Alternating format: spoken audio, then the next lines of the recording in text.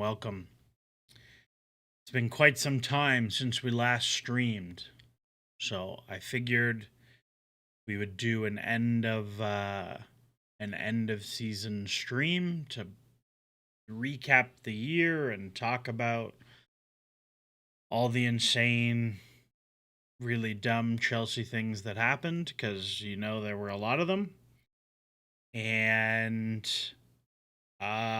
yeah, that's what I thought. And I haven't streamed in a long time, so if my mic is busted or my cam is busted or something's not showing on the screen, please let me know in the chat. Because yeah, I haven't streamed in a while, so I don't know.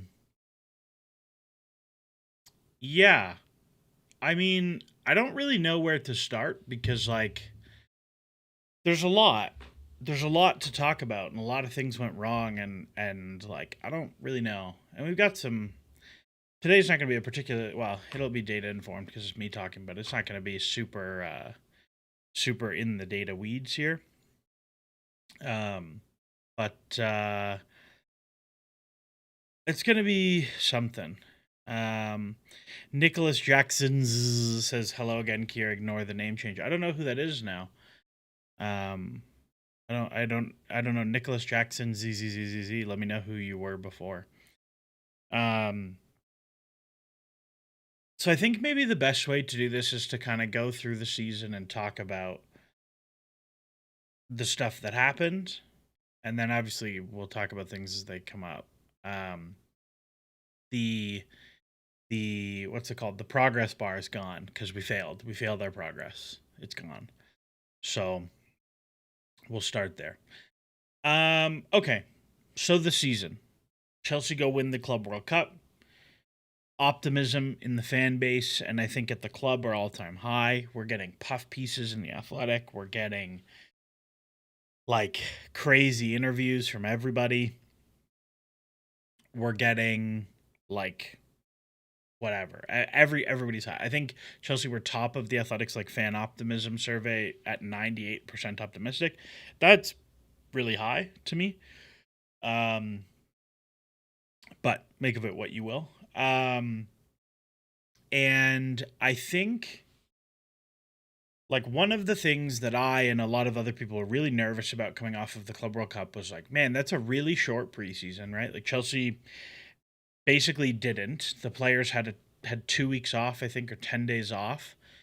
And then they came back in, and Maresca and the sports and performance staff at Chelsea basically made the decision, hey, we can't do a real preseason because we don't have enough time. So we're just going to train like normal and hope the players haven't dropped off physically. And the problem with this is that down the stretch of last season at the Club World Cup, Chelsea actually only used a very small portion of the squad. If I was to go to the summer and look, the number of players who actually played over the summer is very small. And Madueke is in there, he's gone. Dewsbury Hall was in there, he's gone. Jackson was in there, he's gone. The number of players who actually played is very small. So you come into the preseason and you have a huge number of players who aren't fit because they didn't play. And then you have some guys who are kind of fit because they did play but aren't really. Colwill goes down. Chelsea don't buy a center back. There's a huge amount of turnover coming out of the Club World Cup where you bring in Garnacho and you bring Gittins and you bring in João Pedro and you don't bring in a high-level center back, which is fine. At the time, I was very much in support of not buying a center back because I thought that meant they would play Josh. I was wrong. And I think for where Chelsea were going into the season, my biggest feeling was, can you get to the other side of December without being done? If you can get to the other side of December without a ton of injuries, with a decent point total, so on, you're going to be fine. That was my feel.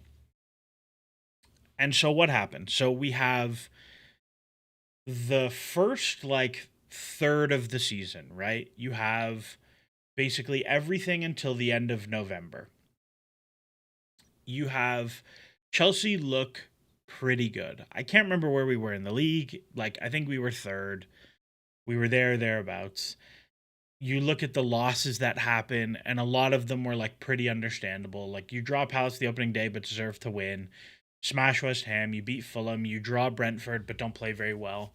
Right? You concede a really late equalizer off a long throw. You lose to Bayern with a penalty, and you don't play. You play okay, like you're competitive but not that good. You lose to United after a red card in the first 5 minutes. Beat Lincoln, lose to Brighton. You're dominating the game. Take a red card. Beat Benfica, beat Liverpool, beat Forest, beat Ajax. Lose to Sunderland very very late. Don't play well. Beat Wolves, beat Spurs, draw Karabag away, very poor result. Beat Wolves, beat Burnley, smash Barcelona. That's like the moment, right? You smash Barcelona, you draw Arsenal in the league, and you're like, all right, we're like a real team. Like, this is a really good set of results. And so you have the first third where like Maresca was subbing, we were rotating a little bit, you were getting a good management of like people physically of the kind of core group of guys. And everything, like, if you asked me on November 30th after we drew Arsenal, like, where is my head at? Like, it was pretty hard to be mad about anything that was going on. Like, I think if we went back and looked at the streams or the podcast, I would have been pretty positive at the time. Um, where like, yeah, you were doing pretty well in the league, you were doing well in the Champions League, you advanced in the cups, like it's all the things you kind of wanted to see. And then December, it goes all the way downhill. And this is the one where I said, like, it's actually going to be really matter. It's going to really matter how Chelsea look at the end of December and the end of the festive fixture period. Because it just like, if you look at December and January in the Premier League, like, it is just an absolute murderer's row. Like, you lose away to Leeds in one of the worst performances of the season, just get killed. Draw Bournemouth, don't play well. Lose to Atalanta, very poor performance. Beat Everton, fine. Beat Cardiff in the Cup, fine. Draw Newcastle, don't play very well. You kind of get bailed out in that one. Lose to Villa at home. That was one of the games I was at. You play amazing in the first half, very poor in the second half. Lose the game, somewhat unlucky. You draw Bournemouth, don't play very well. Maresca is gone the next day. It has now completely fallen apart. And we can talk about Maresca and like whose fault it is. And I think as the season has gone on, there's more and more reporting that like maybe it was more Maresca than we thought. But I think if you look at that stretch, like that's where everything comes undone. You draw City, decent performance away. You lose to Fulham, again, playing very well, take a red card. Beat Charlton, lose to Arsenal, whatever. Beat Brentford somewhat luckily. Beat Paphos, beat Palace, beat Napoli very luckily. Beat West Ham, lose to Arsenal, don't really deserve anything. Beat Wolves, draw Leeds, beat Hull. And you have this, like, you're like, oh, this is a lot of wins. But I think we all go back, like, and look at this. And there's a weird thing where if you look at the stretch under Rosenior in like the rolling XG difference stuff, Chelsea looked pretty good. Like it's one of the stretches of the seasons where you're like, oh, this is like good. But it's all because they're playing just an angel food cake schedule for a month. And and Rosenior basically played his starters every single game for a month until they died. And even you get to the point of like lose Arsenal, beat Villa, one of the best performances of the season, spank Villa away, beat Wrexham, and you get to that point and you're like, okay, we've like kind of steered our way out of the skid, like we've won the games we're supposed to win. You lose the Carabao Cup semifinal to Arsenal, you lose in league to Arsenal, like, and that was a fine performance. Like you're okay with where you're at. I think at this point Chelsea were in fourth, like definitely favorites to make top five still. And the season completely goes off the rails from there. One with injuries, two with the PSG performance. And I think it feels a bit not revisionist, because I think at the time going through the PSG tie, I think myself and a lot of other people said, "Hey, this is potentially season defining, whatever way you go here." And I think it was season defining in the negative way, where you get blown out by PSG in Paris. Again, the XG difference for those games is what it is, but like, you played an insane defensive way, it didn't work. You made a strange um, decision and goal, and totally nuked the back line you had. Chelsea were horrific defensively down the stretch. Not that they were good before that, but they were better. And not only that, you play Newcastle midweek. After that insane PSG game, you play the exact same team. You run everybody super deep. Reece James goes down injured. Your team dies physically. Like, those are the games where it's like, I think if you take the PSG tie in isolation and you looked at it and we're like, well, I don't know, man. Like, we lost to PSG and they kind of blew us out, but like, we played okay and we got a little bit unlucky. And they're PSG, like, they're gonna make the final and they're one of the best teams in the world. You can kind of excuse that. But then when you have, on the flip side of that, you have like the Newcastle game, which is like, to me, a coaching loss. You can talk about how the players played and whatever, but that is like, as a coach, have put them in a position to fail. And then you get destroyed by Everton, another very poor performance with a really strange setup. You beat Port Vale on the opposite side of a international break where you play all your starters, very classic. Uh, get destroyed by City at home, very poor performance. Lose to United, very poor performance. Lose to Brighton, the worst performance of the lot, and then he's gone. And the season at that point is over, except for the fact that like, Chelsea totally could have made Europa League, or honestly, like, there's a world, like, if we look at the final table, for Chelsea to make the Champions League, they had to put up 8 more points down the stretch. It is not implausible that, like, you beat Forest, you beat Sunderland, and you turn the Liverpool one into a win or something, or you draw City or whatever, and you get there. Like, it's not crazy. And so I think you look at all of it and it's like, decent first third. Middle third is like really fucked up, but you kind of steered your way out of it. And then the final third, it totally falls apart. And Elliot Sherman says, where in the stretch do you think the players decided to down tools? And I think the answer very, very clearly is the Brighton performance. I think after they got drilled by City and then you lose to United, like, I think the Brighton performance is the one that, like, is so bad. Like, that's the one where I think the players were done. And they did a little bit in the cup. Like, they played okay against Leeds. They played okay against City in the final. Not great, but they played okay. And I think that's kind of where it went. So I don't know. And I think if we look back and we say, okay, what did we learn from this season, right? Like, because I think one of the things that is really important for building a team and a club and a squad and a culture and blah blah blah is it's really important to keep evaluating and keep learning about your team and see, okay, what new things did we learn? And I think now we've seen enough from enough of the core group that, like, they're just soft and they don't have the personalities or mental fortitude or whatever yet. Maybe they never will, maybe they will have, I don't know. um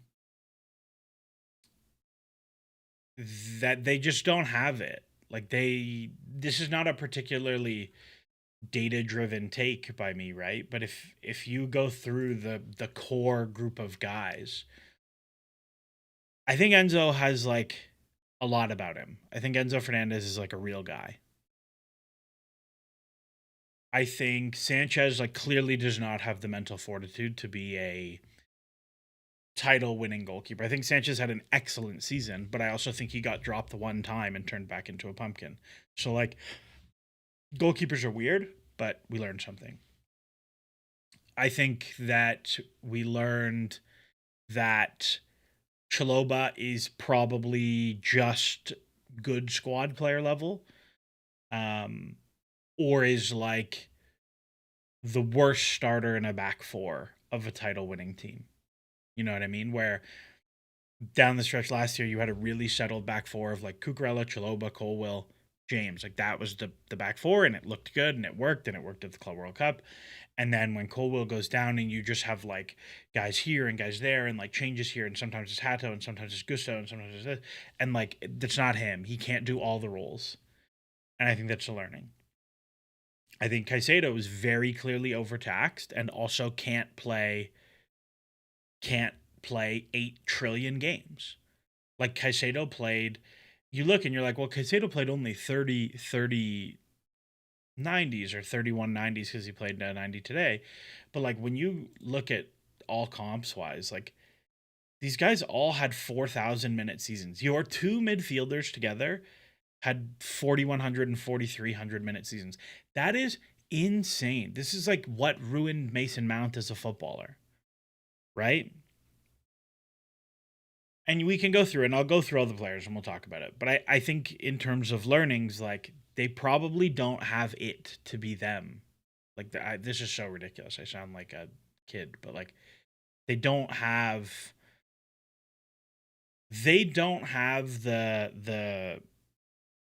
the cachet or the like mental fortitude or the thing that teams of Chelsea past have had, where like we talk about the chaos and trophies thing, right? Like that's been the mantra of Chelsea. This team is worse when the chaos happens. Like there's a certain amount of like chaos on the field that works for them, but when the whole of the thing is chaos around them, they crumple. They crumple. They don't have that thing. So that I think is a thing. I think the other things we learned are probably less ideal because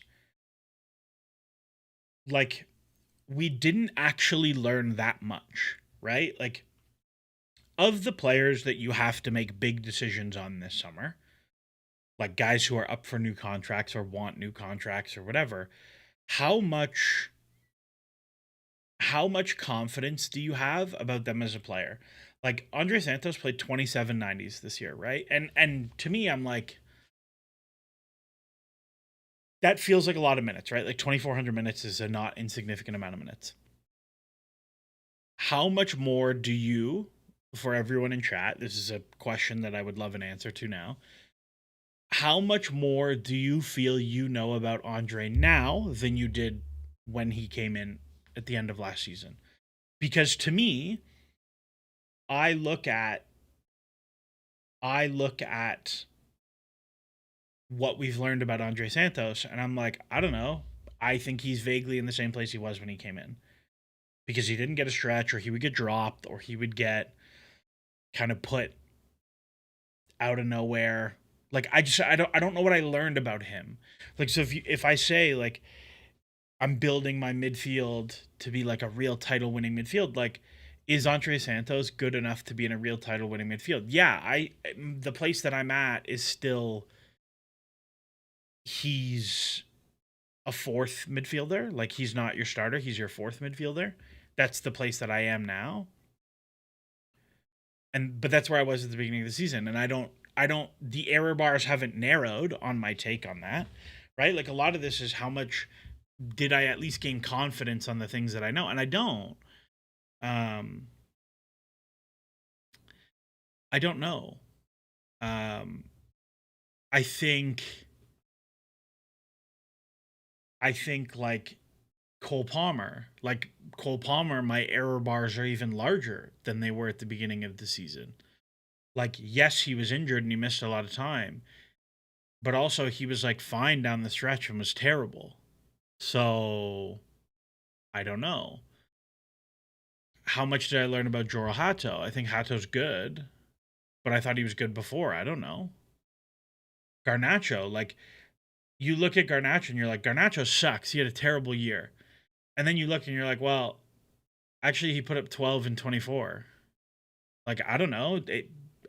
is he like not good enough? Is he good enough? Is he like, I don't know. He's not even 22 yet. Like I don't know. And you just go through the whole list and you're like, I don't know what I learned about any of these guys. Josh played 1590s. I don't know where Josh got 1590s from this season.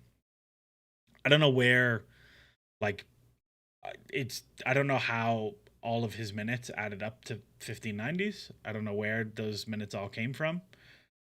But I don't think I learned very much about Josh. I don't think I learned very much about Gittins, who was injured. Like, I'll put that aside.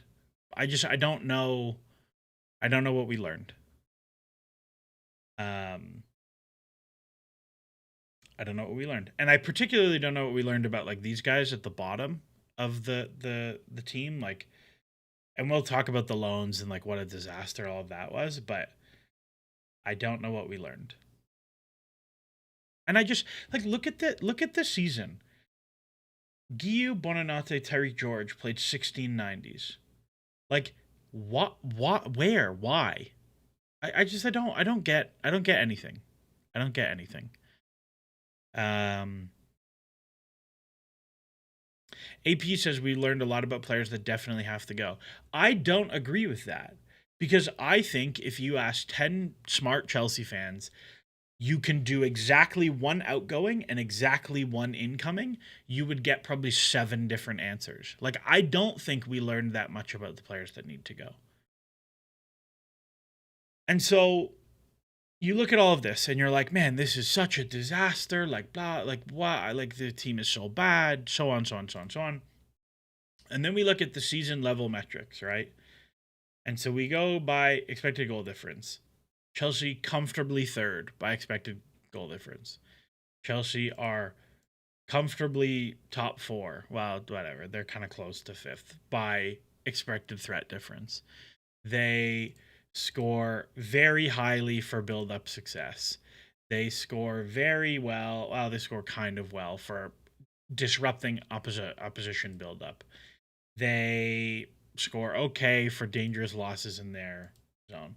They did not generate high turnovers this year, which was a real problem. The press was so bad all year. But you look at all this and you're like, wow, so Chelsea had like okay, decent underlyings. They got 9 red cards. They were 1 short of the Premier League record.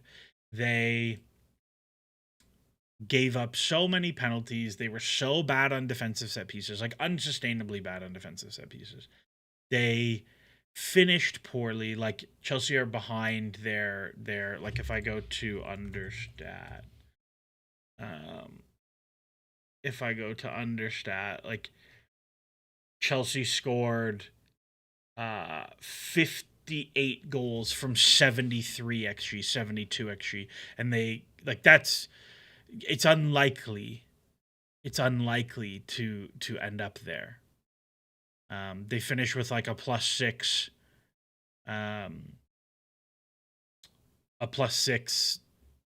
expected goal difference when they should have had, or a +6 goal difference when they should have had a +10 goal difference or whatever. And you just go through the list and you're like, I don't know, man. It's, to me, I think, very hard to look at this and say, like, I don't know. The error bars are just huge. And this is why I look at the whole thing and, like, we're going to go into the summer and there's going to be a whole bunch of stuff done. And we're going to go back to stage 1 of trying to learn about a whole bunch of guys. Or we're going to make decisions on a whole bunch of players, which we'll go through the squad and we'll go through all the players. And we're going to make a decision on a whole bunch of players that we have huge error bars on what we think. And we're inevitably going to get some of them wrong. And some of them will get right. And you're not going to get good fees for most of the players because like, you're not going to get good fees because the players didn't show well. Like, let's say you feel really strongly that you don't want Andre anymore. You're like, you know what? He didn't show enough. We think physically he's actually worse than we thought he'd be. he didn't show enough as a passer, whatever you say. You're like, well, he can't really be an 8 and he's not going to be a 6 and he can't defend, he's too small, whatever you want. What fee are you getting for Andre this summer compared to last summer? Like if you sold Andre last summer, you were probably getting 60. But if you sell him now, you're probably getting what, 35, maybe 40? And you can just go through the list and like, I don't know. I don't know. So let's go through the list. Let's just do the thing. Let's do the thing. I think this is, I've just found this. I think this is like good tiers, like loan recall, whatever. I'm actually gonna delete the recall thing because like I'm just gonna put the loanies there. There's probably players missing in here. But whatever. I'm going to bring Jackson back because I think that's a no-brainer. I think Jackson is objectively really good. Like you're not going to get a great fee for him. I think you keep him like, I don't know. Unless you get like a really big fee for him, I wouldn't. If you get like 75 million, 80 million, yeah, I'd move him. I think you could find similar for less, but I think he'll be really good under Xabi Alonso.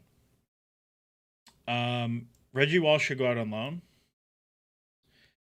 Reggie Watson should just go play with the kids. I don't really know why he's on this list, so I'm just gonna. Can I like get rid of you? I'm gonna leave him here because I don't really care about you. No disrespect. Jesse Derry should go on loan. Clearly too good for 21s. Also, yeah, Top Dog says keep 100% being red is maniacal. Yeah, it is strangely colored here. Ruben says, does Jackson want to come back to people who bombed him out for a championship player? I think from everything I've heard, Jackson's objections were much more to do with Maresca than to do with the club. That's at least my understanding. Because Chelsea no longer have European games, Yassine Amira says, can we talk about the fraud of this episode? We'll talk about Bernardo Cueva later. I don't think he's a fraud. I think he did a pretty good job this year, but we'll put that aside. I think Penders is quite good, right? So if we just go to... I apologize for the clicky-clacky typing. So if we go to Penders and we look at the season that he had, okay? He played almost every game in Liga. Good, positive step forward. He conceded 47 goals from 48 XG. Basically, like, nailed on, exactly even with his numbers. If we go to Coupe de France, he conceded 5 from 6.5, so now he's ahead by like 2 goals. If we include the Conference League, he beat it by 5, so he's ahead by like 7 goals. So you're really happy. Like he finished the season kind of plus 10%, something like that on his XG, which is like if you are consistently a plus 10% goalkeeper, you're awesome. You're so good. And so I think when you look at some of the other data in terms of like his cross-claiming percentage, like I wonder actually if Baller Bants has this.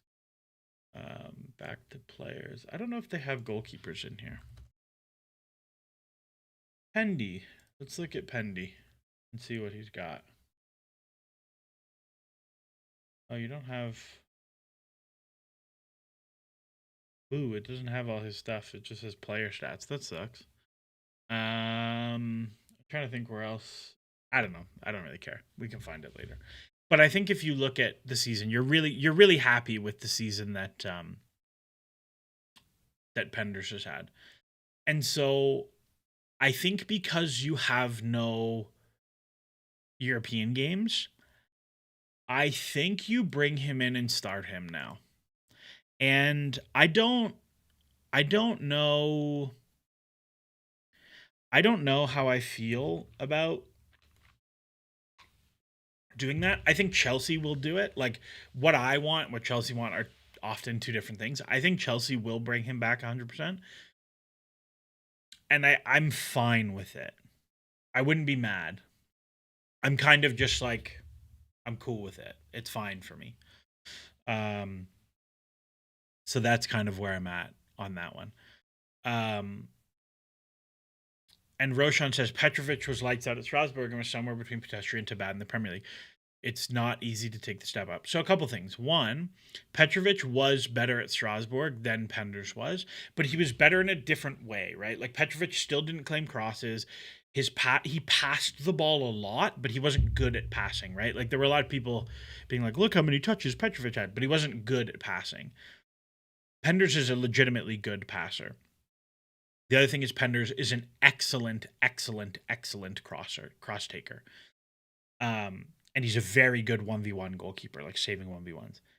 The different and the other thing I would say about Petrovic is Petrovic was not pedestrian to bad. He had a very bad first third of the season, which stuck in people's head. But by the end of the season, Petrovic was like 8th for goals conceded above expected. Like he was a perfectly average Premier League goalkeeper, which is, if we go back to it, where I thought he would roughly come out and why I was not super mad about the sale. So we're there. However, if Penders comes back, he has to play, which means you have to inherently make a decision now that you are moving on from Philip Jorgensen or you are moving on from Robert Sanchez. One of them definitely has to go. I would not be mad if both of them go.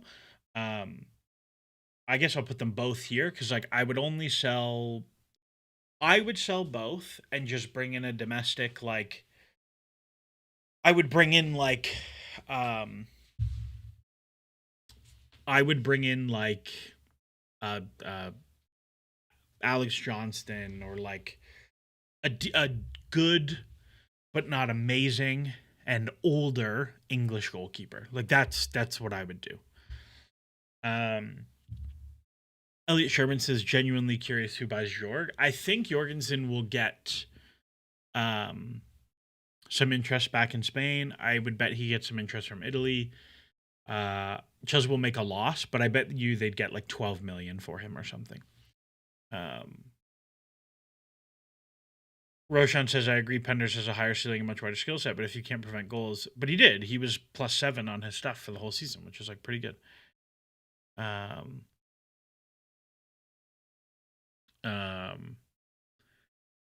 So we'll see. But yeah, I would get a like top end championship domestic goalkeeper like I don't know, Alex Johnston or like Dean Henderson's too good, but like that kind of archetype of goalkeeper. Preferably someone a little bit older as well. So we'll see. Okay, so that's the goalkeeper sorted. Who else we got here? Sarr, I think is just not good enough. Like, this is, I go back to the thing about like, what did you learn? Sam Johnston, sorry, you're right. Sam Johnston is the player I was thinking of. Who's Alex? Alex McCarthy is who I was thinking of. Alex McCarthy or Sam Johnston, like one of those guys. Yeah, like domestic, like English club or nationally trained, whatever. Like, even if you wanted it to be Teddy Sharman Lowe, I don't care. Sure, whatever. Like Penders played like 50 90s this year. He's fine. So we go back to the conversation of like, what did you learn about these players, right? I don't know what we learned because you took Sarr out of the Strasbourg team where he was playing every single game and you brought him to Chelsea and then didn't play him at all, except for when you randomly played him at right back. Like none of what Chelsea's January was so insane and stupid. I just don't like you juggled Anselmino around, who then didn't play at all at Strasbourg, to bring Sarr in, who didn't play at all at Chelsea. Like, what are you doing? I don't know. So like, do I think Sarr could be good? Like, Sarr, this is crazy to me, but in Sarr was better in the like minutes he played at Chelsea than I thought he would be. And like, I'd loan him again, but I would probably try and get a Premier League loan for him, because I think you could. And I would like to see what I learn. I'm kind of done with the Pais loan experiment. Like, look at Pender's data since January, please. I don't know if I can like filter it here by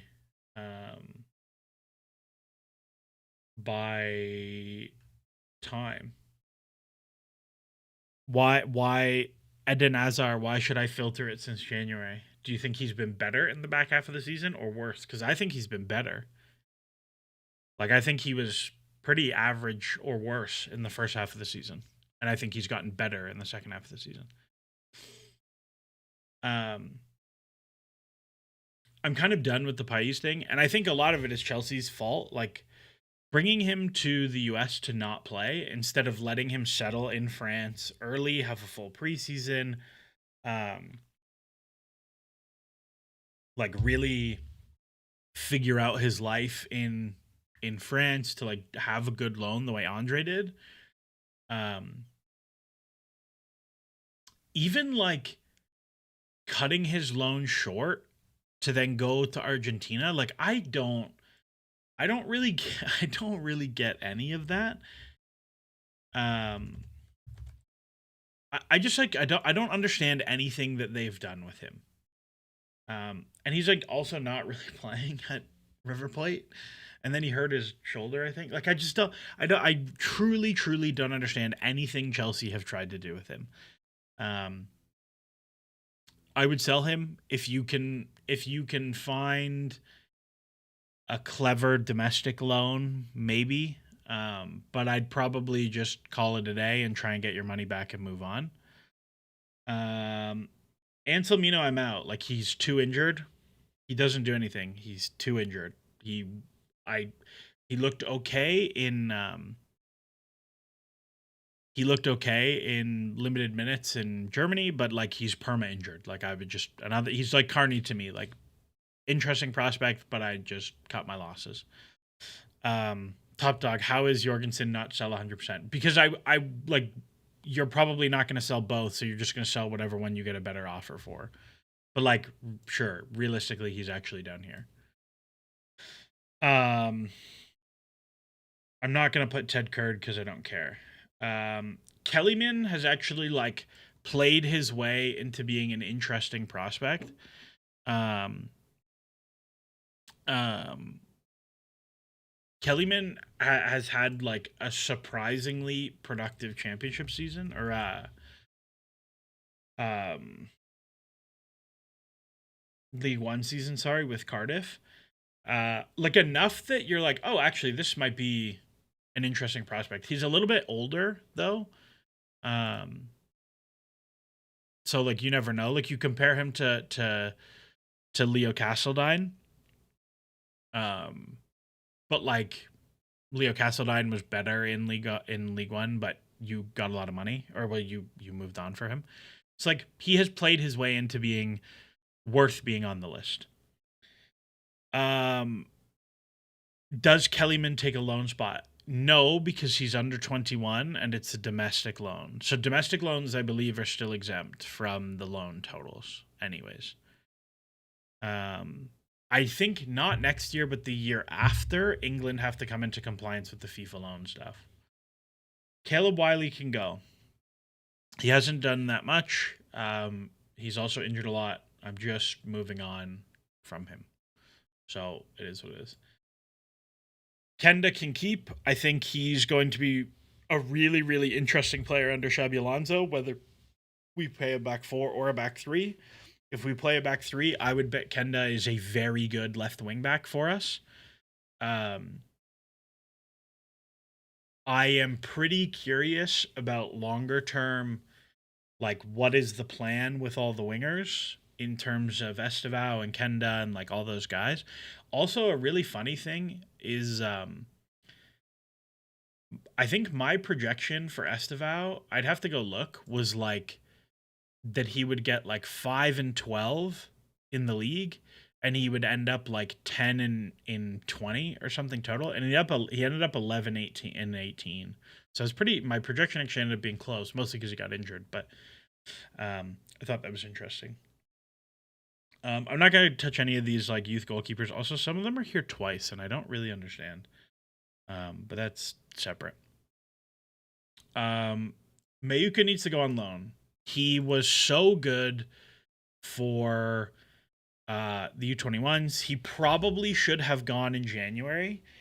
If you think back to our conversation with Chelsea Youth before the season, we talked about like, well, who's going to be the guys that might go on loan? Who are going to be the guys that go on loan? And both of us said like, I actually would really like to see 6 months of Shim like destroying PL2 before before we put him on loan. And he did that. And I'm not crazy mad about him staying an extra 6 months. I just think you have to be really, really, really smart about his loan now. Because if you just dump him to a bad championship team, it's not going to be good. And so I think I'm very excited to see what he does for a loan next season. I think people will disagree with this, but Badiashile is in the sell if good offer camp for me. He doesn't really complain. He's pretty good when he plays. He's a lefty who can play middle or left center back. He can also play right of a 4. I really like Badiashile as a player when he's fit. He's just never fit. I think he's like a really solid squad player, and he's a solid enough squad player that like I wouldn't take a huge haircut on selling him. If you got a good offer, like if Villa, it's always Villa in my head. It's always Villa. I don't know why. But if Newcastle have a good left center back. But if a Premier League team came and said we'll give you 35 million, I would sell.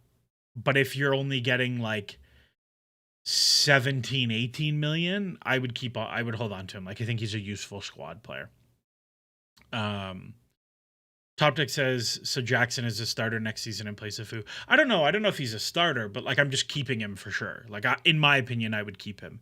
I don't think he always starts. I think he's like Chelsea are going to play. Well, now they have no European games, so they're only going to play like 45 games next year. But like he starts 20 games and he comes on as a sub another 20, something like that. Josh is going on loan. I mean, realistically, he's getting sold this summer, but Josh is going on loan. Like, we've fucked his development enough. He needs to go play 2,500, 3,000 minutes. I am sending him and Shim to Strasbourg. If, in my opinion, I would send them both to Strasbourg. Because I think they can play really good games, and, like, it's a good, solid league that they'll develop. Like, yeah, I think they're the obvious Strasbourg loanees for next year. And that's kind of where I'm at.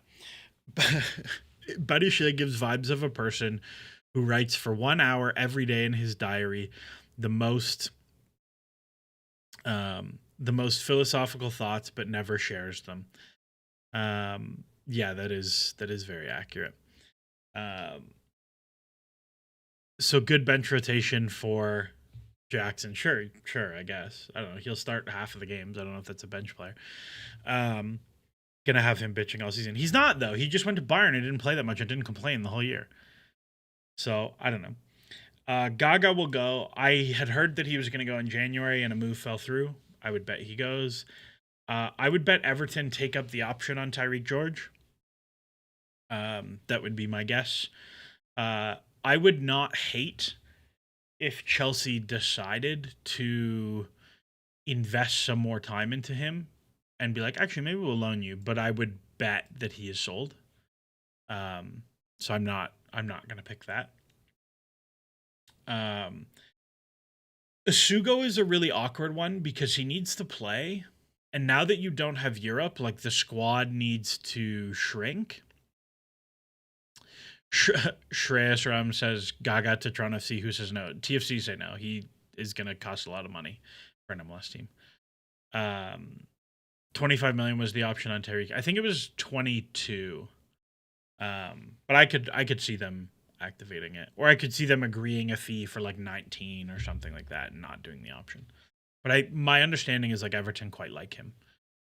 Asugo. Oh, I skipped Giyu. Giyu I would loan. I actually quite like Giyu still as a prospect. Like um he is like pretty good when he's been pretty good like when he plays. He just hasn't played at all. Like I would very happily do an international loan for Giyu or like a decent championship team and just be like, yeah, just go smash people, dude. Like why not? Um I I would be totally fine with that. I also like Top Dog says like George should be good bench option. It will never happen. I would have no problem if they were like, yeah, sure, we'll keep you around to play under Xabi Alonso. But what I don't want to happen is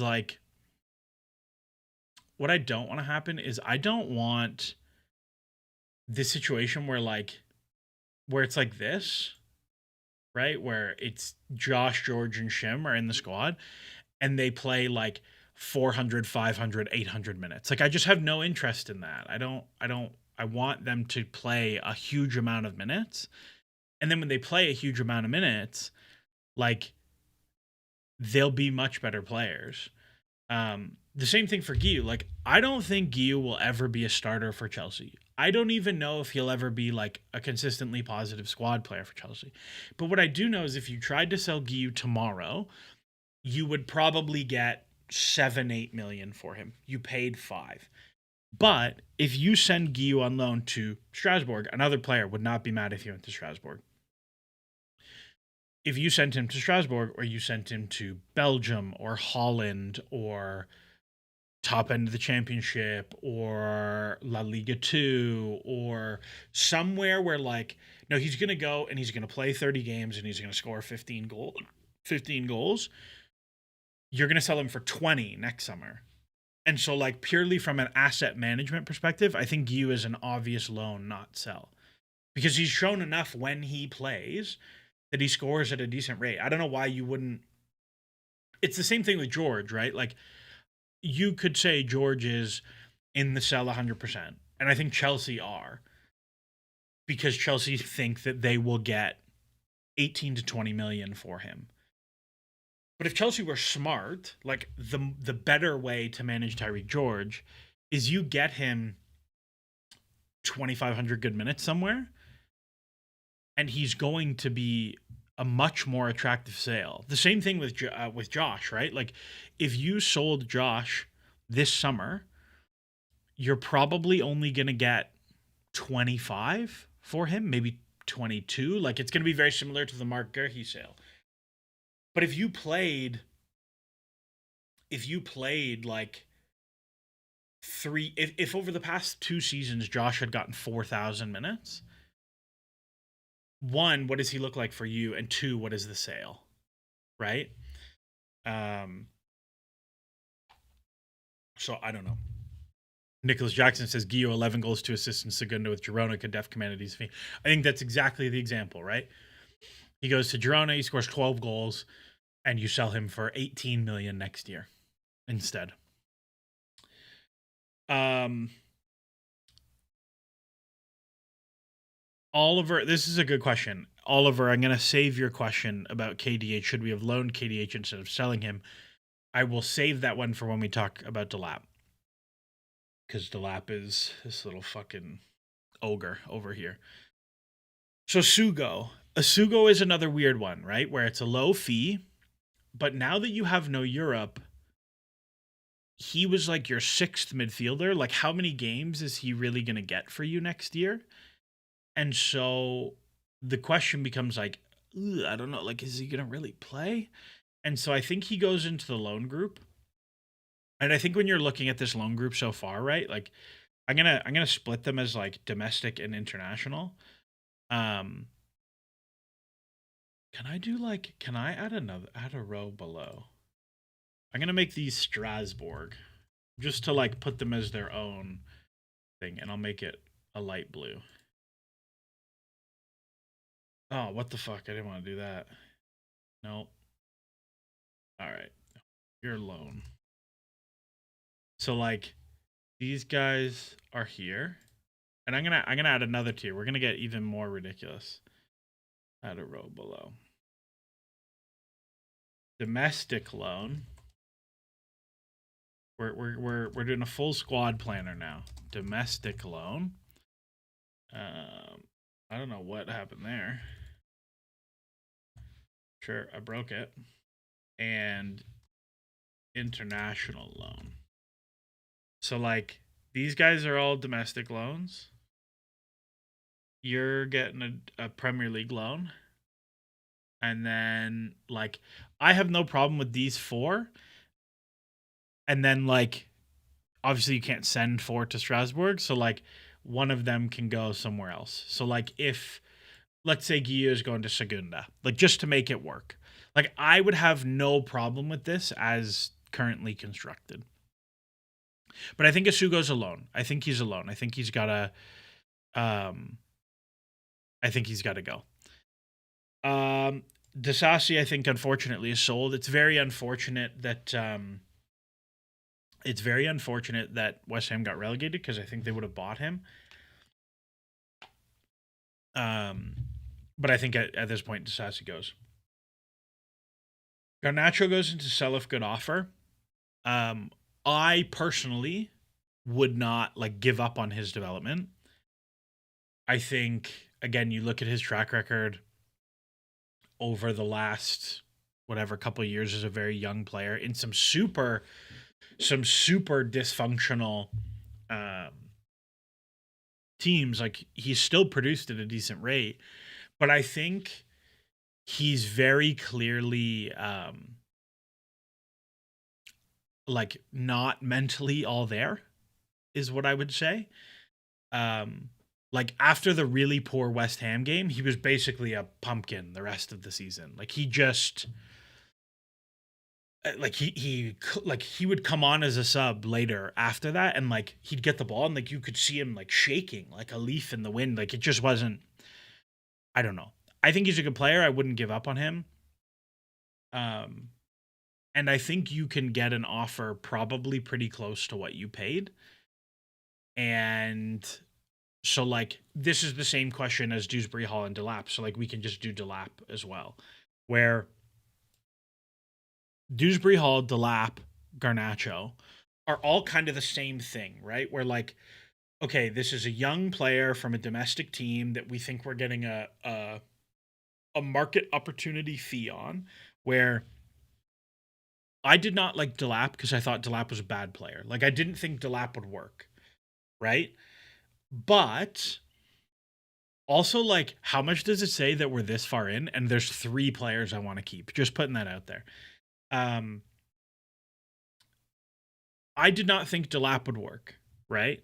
However, the place that I said I was for Delap for all of this was like, I think because the initial fee is comparatively low to what he would have cost without a release clause, because he's domestic, because he's all of those things, it's going to be really easy to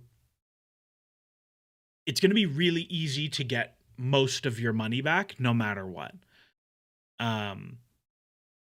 So like to me, I was like, yeah, I don't think Delap is good. I wouldn't do this. But I think the risk is actually comparatively low because like Delap had the worst season he could possibly have had, and you are 100% going to be able to sell him to Everton for 28 million. Like there's 100% you're getting most of your money back. Garnacho, I think, is the same. You paid like 35 plus 5 for him. He definitely didn't activate the 5. I think you'll get 33, 32, 35, 38 for him so easily. Like I think that I to Napoli to whatever, like you'll be able to get a move for him. Um the same is true for Dewsbury Hall. So like somebody said, should they have sold Dewsbury Hall? I think the big difference with Dewsbury Hall versus Garnacho and versus Delap is that he is older, right? Like I had no problem with the Dewsbury Hall gamble. He made so much. He was so good in the championship that it was like he's gonna be fine, and he's been good at Everton. Um, if he had this Everton loan season, I think you would have made a small profit on him. Um, but like you're pretty happy with the money you got. Um, I think with Garnacho, the thing with him is that like he is young enough that like let's say you loan him and he has a really bad season. Like let's say you loan him to a promoted team, right? Like I don't think that's where he would go, but let's say you loaned him to a promoted team and he plays like 27 games and scores like 3 goals, 4 assists. Well, like one, that's a lot worse than he's been for his career. Two, he's not like almost 22. Now he's almost 23. And now you're like, actually, it's probably harder to move this guy. Um, Ryan Islam says, "I'm sorry, there's no world where anyone's paying 25 million for Delap and 32 million for Garnacho." I totally disagree. I think they will 100% get that money for him. I think quite easily. Quite easily. And also, Chelsea aren't selling from a position of desperation. So, one of the things about today, Chelsea are selling from a position of desperation. One of the things about today, Chelsea have no European football next season, which means they do not have to comply with UEFA squad cost ratio of 70%. Okay? The only rules they have to comply with now is the Premier League squad cost ratio, which is 85% of your revenue. Chelsea were already compliant with that. So Chelsea could do nothing and they're fine. And with the Champions League wage reductions, they'll be fine. Chelsea will, I would bet Chelsea will be not peachy because like they're not peachy, but I think Chelsea will be completely fine financially next season. So like if they want to, I would be surprised if they took a significant bath on anybody. On anybody. I would be truly shocked if they took a bath on anyone's fee. Maybe some of the guys at the bottom where it's like a small, like Jorgensen for 12 instead of 20 is like, yeah, you lose 8 million, but you're like, let's just get rid of the wages, which are 4 million anyways. Like, I think you're fine, but I don't think they're taking a bath on anyone significant. So I don't know. I don't even know who we were talking about. Estevao is an obvious keep. Like the injuries suck. AP says, "What about the settlement thing we have with UEFA?" So the settlement thing that Chelsea signed with UEFA was that they would get their. They basically had a 4-year window of you have to get your wages here, here, here, here, here, or there's like escalating financial punishments, reaching up to eventually sporting punishments. And you just had to like tick down and get down to that 70% number. But because Chelsea aren't in European competition anymore, it doesn't matter anymore. So like they're fine basically. Rajkumar VJ Rajkumar says PLSCR also accounts for stuff like selling hotels. Not anymore, it doesn't. They patched those loopholes. But Chelsea won't need to because they're under 85%. And even the funny thing is that the Premier League squad cost ratio is like starts at 85%, but the punishments don't even matter until you get to 100%, which Chelsea aren't even close to. So like they'll be totally fine. Esteval's an obvious keep. Like, as frustrating as his first season was, um, I think you're still pretty happy. Like, obviously, you would have liked him to play more and do more, but like 11 and 19 for an 18-year-old, you're really, really, really fine with that. Um, you're really fine with that as a first season, I think. And now the big thing for me for him this summer is like, okay, you have no World Cup, so you're getting your first rest in 3 years basically because you had really deep runs with Palmeiras, and then you had the Club World Cup. So like you have a summer off. You've got to rehab your hamstring. But I think the big thing for him is like I just want to see him like get an adult body. Like if you look at like Bukayo Saka 2020. Like if you look at young Saka, right? Like young Saka, look at young Saka, okay? Like he is a child, right? Like look how teeny tiny little baby boy he is, okay? Like itty bitty tiny Bukayo Saka. And then if you look at Bukayo Saka now, he is so much more wham. He is so like look at comparatively how much bigger his arms are, how much bigger his shoulders are. Like the guy has an adult body now, right? Like he's just way bigger. He's way more able to handle the physicality of what he needs to do now. And so for me, it's like, okay, Esteval, like, I don't want you to be a Dama Traore, but I do want you to like bulk a little bit. A little bit. Like not crazy, but a little bit. Um but I'm super happy to have Esteval. Obviously next season. Tosin could get rid. I never want to see him play for Chelsea again. Ryan Islam says, can we talk about Esteval's injury? Should we be worried about long-term impact of his injury? And Will Southwell says rather he develops physically at his own pace. Muscle injuries are already concerning. And then there's a lot of conversation about the injuries. So the reporting on Esteval's hamstring is that he had a grade 4 hamstring tear. So hamstring tear grades. Let me see if there's like a nice graphic to show. Yeah. So there's you can't see this because it's behind you.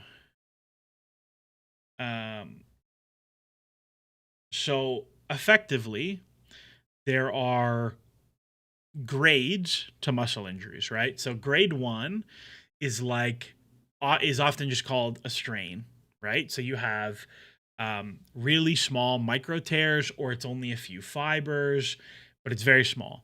Those are like 1 to 2 weeks, like small amount of time. Then you have grade 2s, which are like partial tears. So the fibers are partially torn, they don't go all the way through, whatever. Those are more like 4 to 6 weeks. You have grade 3s, which are like full tears, which are really bad and are like months. Like this is, if you recall, like Wayne Rooney had a really, really bad hamstring tear. This is what like Reece James has had a lot of. Grade 4 is when the tear happens at the bone. So you have like rupture from the tendon at the bone. It is bad. It's the same thing that happened to Ousmane Dembele. What I will say is this. One, I will say the reporting on it being grade 4 is extremely wishy-washy. It's like somewhat unreliable sources. There's some stuff from The Athletic who, like, let's be honest, Simon Johnson, like, the only grade 4 he knows is, like, the fucking year he went to school because he doesn't know anything about anything. But injury reporting is very nebulous. One, because, like, clubs actually can't leak stuff about injuries because, like, that's HIPAA, well, not HIPAA, but whatever the UK medical privacy laws are. Like, it's actually very, very faux pas to leak real medical information. That's why even like if you think about Colwill, all we heard about Colwill was that it was an ACL tear. We didn't hear anything else. And we didn't even hear that it was an ACL tear. We heard it was a cruciate tear. We didn't know ACL, MCL, whatever. We could guess, like if you remember, we could see based on like what he was doing for his rehab that it was likely an ACL plus a meniscus. Um, but the the tear is really bad. I am somewhat skeptical of the reporting of it. Whatever. He has a whole summer to rehab it. I would suspect he is fine for the start of next season. Like fine as in like he'll be around in preseason training and playing. Um I don't know if he'll have surgery or not. I think people are really I think people are really misguided about surgery for muscle injuries where like it's not like a magic fix all where like you have surgery and it they stitch up the tear. Like that's not really how it works. Um it is I would be really hesitant. I would be really hesitant for an 18-year-old to have surgery on a hamstring tear. Um, the nice thing is that I think Chelsea have actually got a pretty good rehab program in place for muscle injuries. Like Reece James looked the best he's looked this season in forever. Part of that is he has gotten himself like his own independent medical team to really help with this stuff that have been awesome. Um, but I think like I think you will see like with the rest of a summer, a lot of guys are going to look way better physically next year. And we're going to be like, look, it's all Xabi Alonso. And like, that'll be part of it. And we're going to talk about Xabi Alonso um, towards the end, but I think it will be, I think it will be good. Fabrizio just dropped a waving hand with a picture of Enzo Fernandez. I have heard that I don't see it. I have heard that there's an article today coming. Where did he drop it? Oh, interesting. We'll see. We'll see. Anyways, my point being like I think you got to be really careful talking about injuries like this. I think you need to be really careful. Um, I think you got to be really careful talking about surgery with young players. I think you got to be really careful talking about surgery in general. Let's see. Gittins, I like don't really know what to do with. I think so. A couple of things. I think one, Gittins was like a fine rotation option. People will not, I think, not like that. Let me go to Mr. Gittins. Like, if you look at everything at face, right? You're like, well, he didn't really do anything as a shooter, which is true, right? We said that that was going to be a problem. He looked okay as a creator, and he tried hard defensively. The problem with Gittins, as the problem was when we bought him, is that the fee was way too big. The fee was so high that it effectively means you can't loan him because he's on pretty big wages. And it also means if you decided to cut the dice roll short, you're taking a big bath on the fee. This is why when you compare Gittins and Garnacho, Gittins and Garnacho largely had similar seasons. Garnacho was probably a little bit better. Gittins was probably a little bit worse. People, I think, largely are more excited about Gittins' future than they are about Garnacho's. I don't personally agree, but I don't think it's a crazy opinion to have. Like, again, if you look at the Gittins winger data from Dortmund, not the stuff where he's playing as a 10, it's much better. Like, we can put all those things aside. The problem is that the fee is so big that unless he's really good, you're not moving him. Like, you're not getting rid of him ever. So I look at it and I say, you don't really have a choice but to keep him and play him a little bit next year.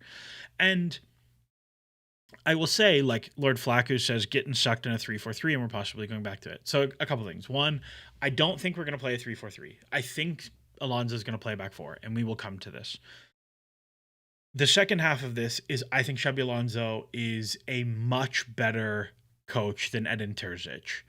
And if you go back and look at, like, if I go to Leverkusen and we just go look at some of the lineups they played under Alonso,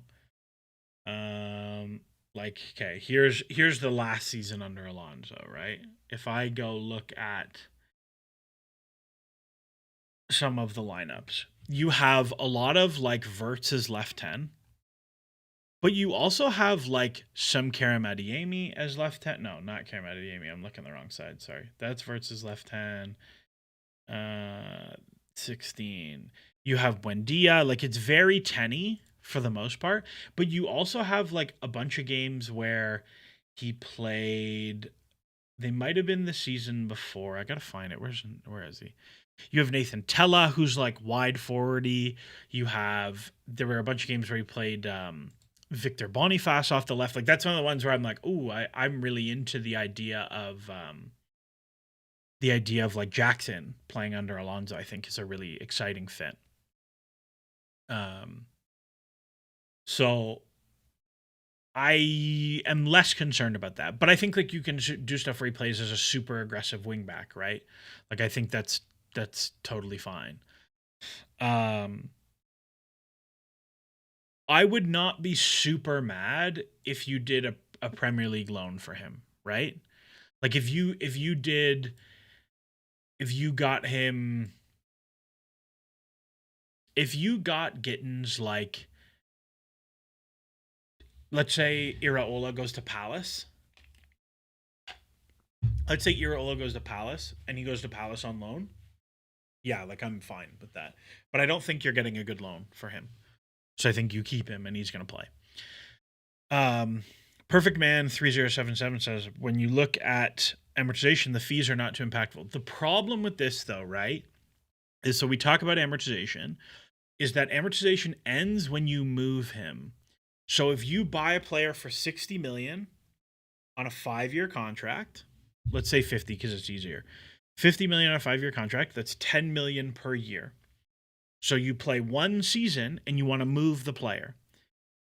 To not crystallize a loss, you have to sell him for 40 million. If you sell him for 20, you still make a 20 million loss that all comes on the books right now. This was the problem with Lukaku, right? Where, yeah, you amortize this huge fee on Lukaku across many years, but you sold him for such a big loss that it doesn't matter. The same thing is with Wesley Fofana, where, like, yes, you amortized this 80 million fee over 8 years, great. But like 3 years in, you still have 50 million left, which you're not getting. So I don't know.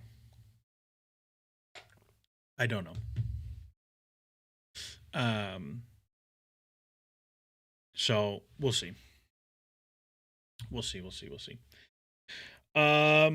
Hato, definite keep. I think he showed a lot as a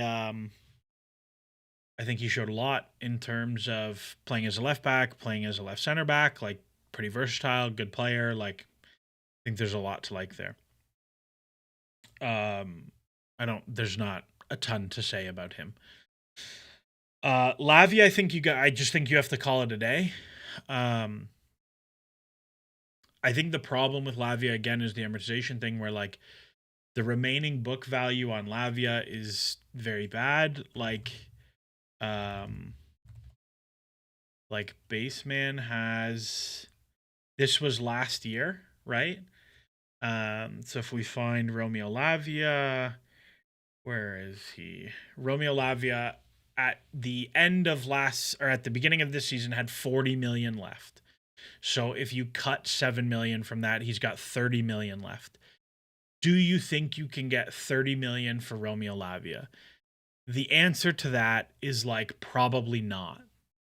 So you're gonna make a small loss on him. To me, the actual like really smart way to handle Lavia is you go to like, if we go to the table, like who is near the bottom, you go to like Forest and you say, hey, Forest, you're selling Elliot Anderson for 70 million. We'll give you Lavia for 20 million. Super cut rate deal. But if you stay up, you pay us another 10. So like, yeah, okay, you're getting a decent fee on a guy that we paid a lot for, but you pay 20 million, and if you stay up, you pay us a lot more. Like that to me is the thing. Or you like loan him to Forest and say if you stay up you pay 30 million or something like that. Like I think you can get creative with Lavia and find deals where you can make a book zero. Um Capital Caspian says Chelsea can't get Anderson. I'm not saying we buy Anderson. I mean, I wouldn't hate it. I don't really like Anderson, but some people do, but whatever. That's not really my point. My point is like they're going to have to replace Anderson with someone. I would pretty happily go to them and say, here's this guy. The other one I would look at is Palace, right? Like Palace are probably going to sell Wharton this summer. I would go to Palace as well and say like, um, hey, Mr. Crystal Palace. I don't even know why I said Mr. Crystal Palace. I can't name a single person who works for that club anymore. Hey, Mr. Palace, like if you here is a ready-made replacement for Wharton, we'll give you him for a cut rate fee, and if you stay up or you finish in the top half or whatever, you pay us a lot more. So I think that's where I'm at with Lavia. I would really try to get him in there. Like there's a couple comments here about keeping him. He's a useful bench option. He's not though. Like this is the reality. He's not a useful bench option because he's not fit, and when he plays he's not that good. Like I understand why people like him because his game is quite pretty. Like he drops the shoulder and he drives and blah blah blah blah blah. I get it. Like his game is pretty, but he doesn't help win. Like he doesn't move the ball forward at that high of a rate. Like he's not a super progressive passer. He's an okay progressive carrier, which is the most overrated skill in the game. He is he's fine. But like you paid 60 million for fine. Like if you compare, I don't know, I just don't. And he's not good defensively. He doesn't defend transitions. He's not good in the air. Like he is what he is. But it's funny because like if you told me though that Alonso comes in as like, oh, this guy's amazing, I'd totally believe you. Like I get it. Like he's fun to watch, but I just don't think he's that effective. A couple of people asking like what I don't like about Anderson or if I don't rate him or whatever. My thing with Anderson is like I think the fee is too big. Like you look at Wharton and you look at Anderson and like what the fees are going to be for those guys. And like it's our fault because we started it with Danny Drinkwater, paying way too much for Danny Drinkwater. But like I'm not looking at a guy who's like, let's say he is like 70th percentile for everything he does, right? Like he wins the ball back at a pretty good rate, but a lot of that is influenced by Forrest being bad. He moves the ball forward at a pretty good rate. Like I saw a stat about his pass completion per like the amount of passes he completes under pressure. Like he's supposed to be very good under pressure, whatever. Like it's all likable. But I just look at that and I'm like, yeah, but you're doing it here. Like have so many questions about how that scales to a much better team that I'm like, I'm not paying a huge amount of money to understand that. Um, but like I think he's a good player for sure. Like if you compare Anderson to Morgan Rogers, for example, like I have significantly more confidence that Anderson scales up to a big team than I do that Morgan Rogers does, for example. Um, so we'll see on that one. Um, Wharton is Enzo without the goals, overrated. I think Wharton is a little bit overrated too, but the main objection that I have with Wharton is that he doesn't play. Like this is the first season that he's played serious minutes. Um, I am about it. I like Wharton though. I think I like Wharton like relative to fee and what I think it would be more than I like Anderson, but I don't think that's I don't know if that's the correct opinion. Something about him like being a lefty and like being a little bit nails and tackle, like I don't know, something about him I like. It's not a particularly like educated opinion. Could we do a direct swap Lavia for Miley? No, and I don't know if I would do that. I'd think about it though. Sangari or Kamara over Barco would be the move. We'll talk about Barco, who's not in here. Neither is Mudrik. Neither is Omega. Thought we're getting Scott because he's the bargain option. I don't think we're getting Scott. I think we would have if we got Irola, but I don't think we're getting Scott. Here, thoughts and concerns around the attitude of the French contingent of the squad. Thinking we'd be better getting rid. Maybe I'm just mad that Gusto played with his shorts rolled up today. Perfect timing because we're at Wesley Fofana, who I would definitely sell if you got the right option. I think that both Gusto and Fofana go into this bucket for two reasons. One, I think that Fofana makes a huge amount of money for a guy who is not frequently available, who is not frequently available, who is like clearly a bad person. Like the driving thing, I know people think the driving thing like doesn't matter, like because he has 1,000,000 points on his license or whatever. I get it. Like I know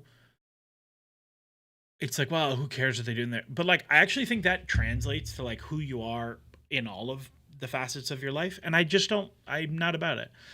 Gusto I think should be just here. Like Gusto is a fine player. He's good, he's useful. He can play right back, he can play left back, he can play as a wing back, he can invert, he can hold width. Like he's a good player. He doesn't cost a lot. Like Gusto is a really useful player to have in your squad. The thing with Gusto is that I think he's actually the perfect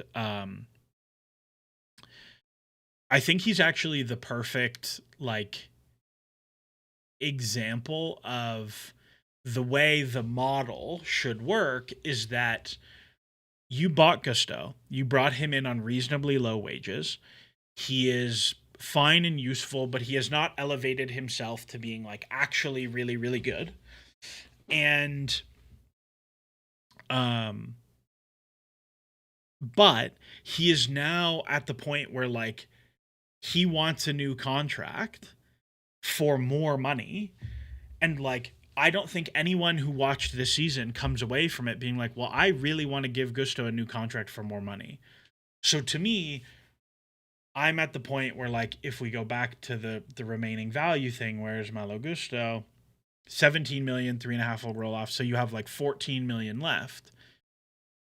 I would be totally fine with like, yeah, if you can sell him for 32 million, yeah, you book the profit and you just go get another similar guy, right? Like there's a certain amount of churn that has to happen, and that's one of the places where like I think you can have churn.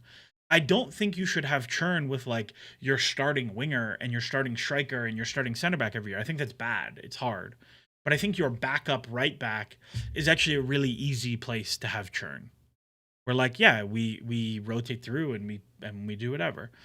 Federico Fellini says just play Genesis Antwi. Like, yeah, if we're playing a back three, I have no problem with that. If it's a back four, probably not. But you know what I mean? So that I think is interesting. Um, but again, like those are contingent on a good offer. On Fofana, like somebody said, they're surprised Fofana isn't to sell 100%.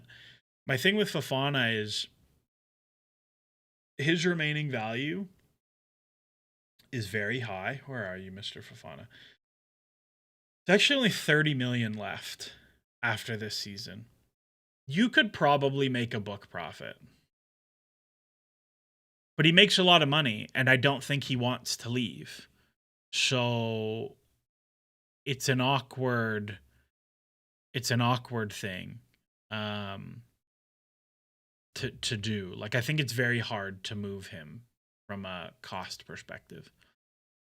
Don't think Gusto fits the way Xabi wants to play very cleanly. I don't agree with that. I think he would be totally fine for Xabi Alonso. Where would Antwi go on this list? Antwi is in the loan list for me. Yeah, that we'll see. I can't. Somebody says 20 million on the just fuck off amount. I can't remember how Baseman did the math on the just fuck off number. I think it was the number to cover their remaining wages on the contract, something like that.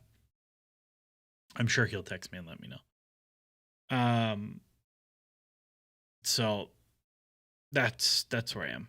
I would have no problem moving on from Fofana. I think if you want to bring in a real legit starting right center back like Konate or something, I think you should. But I think it's fine. I think the problem with like a lot of people are like, just play Josh at right back. I don't think Josh is a right back long term, and I don't like it. Like, I just want him to play center back. I think his career is as a center back. And I think shunting him in at right back is kind of annoying, and it doesn't work. João Pedro is a keep 100%. Unless you're getting like a huge number for him, I don't think there's any world where he goes. He plays lots of roles across the attack. He just had the best season of his career. Like, I would bet he scores less next year. But I don't know. Mark Noseball says, Kier, can you please tell us how Gusto is a good player? Can't defend, is good, is god awful on ball because he's severely limited, makes the wrong choice every single attack. Please tell me. I think that, so a couple things, like why is Gusto a good and useful player? So a couple things. Gusto can play lots of different ways, not at a crazy high level, but like usually in a way that he's not the worst player. Like, he can do the invert as a midfielder thing. Should he be the creative linchpin that creates everything off that? No, but he can do it and disrupt teams. He can overlap and hold width, and he's very useful there. He can attack the box at the back post. He's not so bad there. He's really bad defending his back post, but he's a pretty good 1v1 defender against dribblers. Like, he can play both sides. He's pretty fit. Like, he doesn't really get injured that often. He is extremely valuable as like an off-ball runner, which is, again, a valuable skill. Like, being fit and can run is a valuable skill. Again, I don't think he is amazing or anything like that. But he is like he's just like, he's fine. Like, he's a 6.5 out of 10, totally acceptable center back. Like, if Chelsea were a way better team and he was exactly the same player, people would talk about him the same way people talk about like Ivanovic or Paulo Ferreira. Like, that will be a blasphemous sentence, but like, Branislav Ivanovic was not very good. Like, they're in the same ballpark of guys.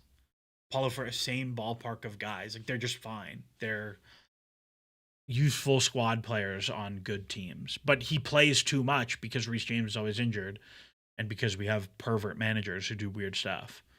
But he's a perfectly acceptable squad player.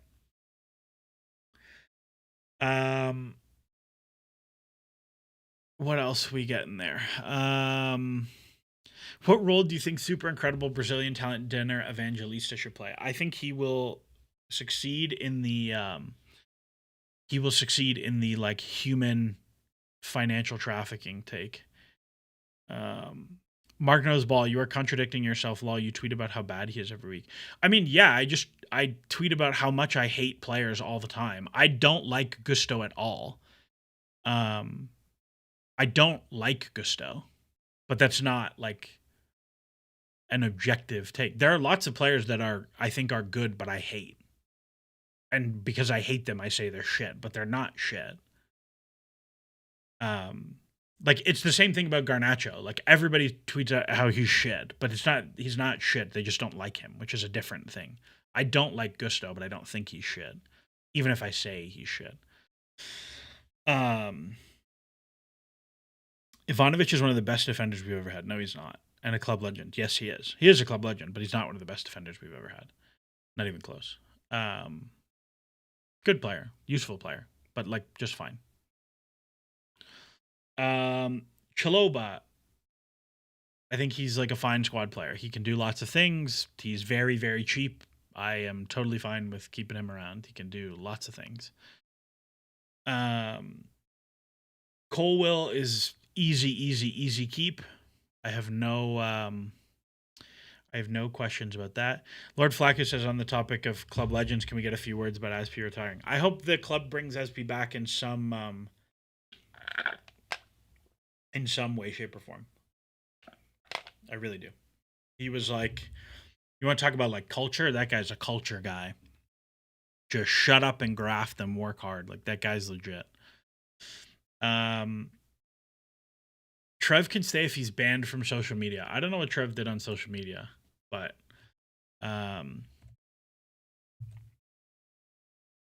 Nico Gonzalez, where are you? And I'm so sorry. I must be missing oh. Am I missing somebody? Oh. All leagues, Premier League.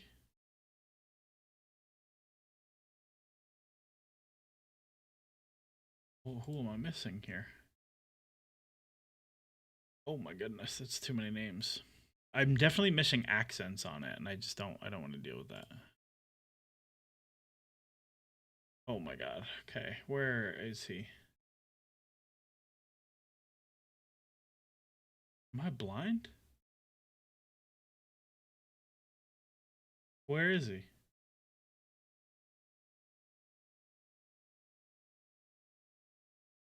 Oh, did he not play enough league minutes or something? I don't know. He doesn't come up. All right, I don't know where he is, and I don't feel like opening my clock bot right now. I don't know. I like Gonzalez. He's a big guy who can pass. Like I always like that. Yeah. I wonder if there's a shout for Colwell to become club captain instead of Reese. Doesn't feel like Reese is suited to being the main guy. Yeah, I think there's definitely an interesting thing there where like Colwell I think will be the captain. Like functionally the captain. So we'll see. Yeah, so it is what it is. Neto goes into the like at some point there's just like too much business going on. I don't love Neto, but he just had the best season of his career, I think, from like a goals perspective. Let's see if that's true. Nope, wrong Pedro. He had that's Premier League. I want all competitions. Sanchez in another life would be a great captain. Yeah, I don't know about that, but maybe. Yeah, like he had the most productive of his career by a lot. So like you're probably not, and if you include Club World Cup, like depending what season you call that, I don't know. I think for me, like he goes in the sell if good offer tier because like he's just in the same tier of like a lot of other guys where like you can't move all of these guys at once. Otherwise, we're just doing the same thing again, where there's there's too many changes, and then we don't learn anything again because they're all new players again. And so he goes into the sell if good offer thing because, like, yeah, I would prefer to sell him.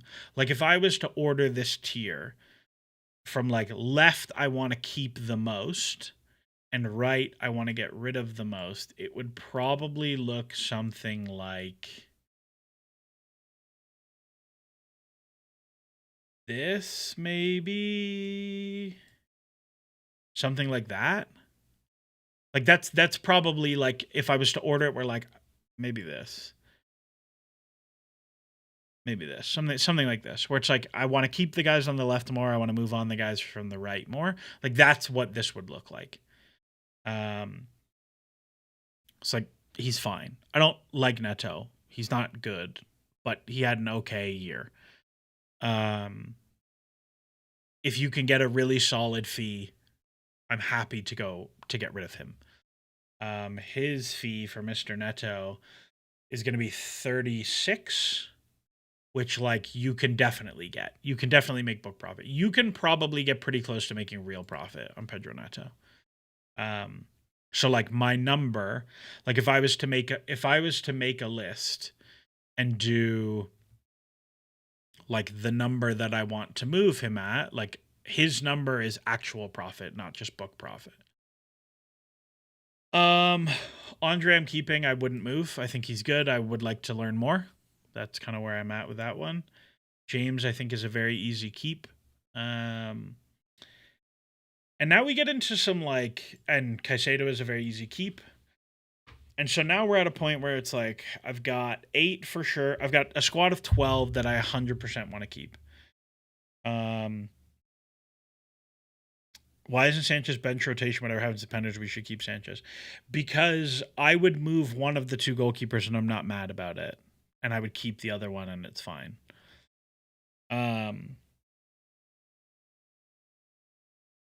I when Palmer was out and we were playing Neto, Enzo, Garnacho on attack, we were cooking. I mean, sort of.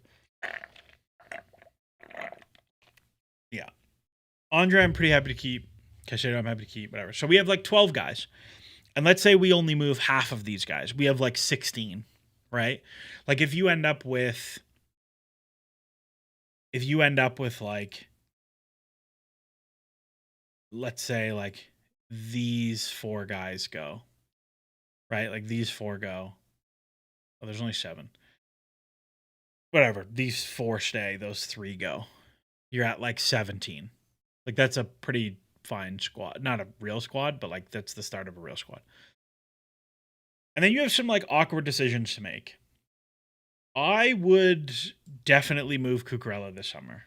I think that is not awesome, but I look at a couple things. So contract-wise, he just got a pay raise. Contract-wise, he has 2 years left. Contract-wise, he's 28. Let me make sure that I have exactly his ages. He's 28 in 50 days. With 2 years left, making a lot of money. So I look at that and say there's a lot of pressure. Like I still don't understand why did they give him a raise with no extra years? Like that actually makes no sense to me. Like I truly do not understand why I don't understand why they gave him a raise with no I don't get any of it. I don't get any of it. 1 second. Yes, I am. Why do I have $260 in Sorry, 1 second. Okay. So my thing with Cucurella is this. 2 years left on his contract, makes a lot of money, is 28. So you have this weird thing of like, well, how long is he going to stay good for? And how long do you want to keep him here? Because like if I were Chelsea, what I would have done with the Rays is I would have given him one more year on the contract, because then you can punt this decision one more season, and then he's 29, and like you can probably get off him for a decent fee still, and when you sign the new deal it reduces the amortization and blah blah blah blah blah blah blah blah blah. So you're in this weird spot where like this is the last window that you can move him, okay,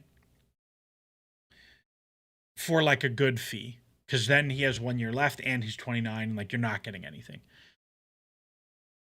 The second half of this is like there is probably no player that has downed tools more than him. Like he has been so bad the back half of the season. It is unbelievable. The third part of this is like his barber is leaking lineups, which I think is really bad. I don't like that. I think Cucurella is like maybe sneaky a culture cancer. Like I would not be surprised at all. And I think you can probably get a pretty good fee for him this summer. I also look at like what you want to do. And to me, like if Alonso says no, I want to keep him, like fine, I guess. I'm not mad about it.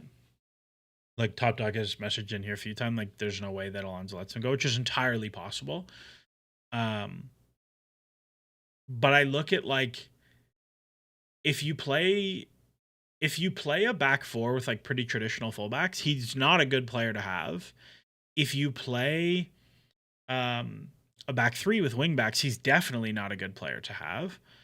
And so I just look at it and I'm like, I don't know. I just don't think he's that guy.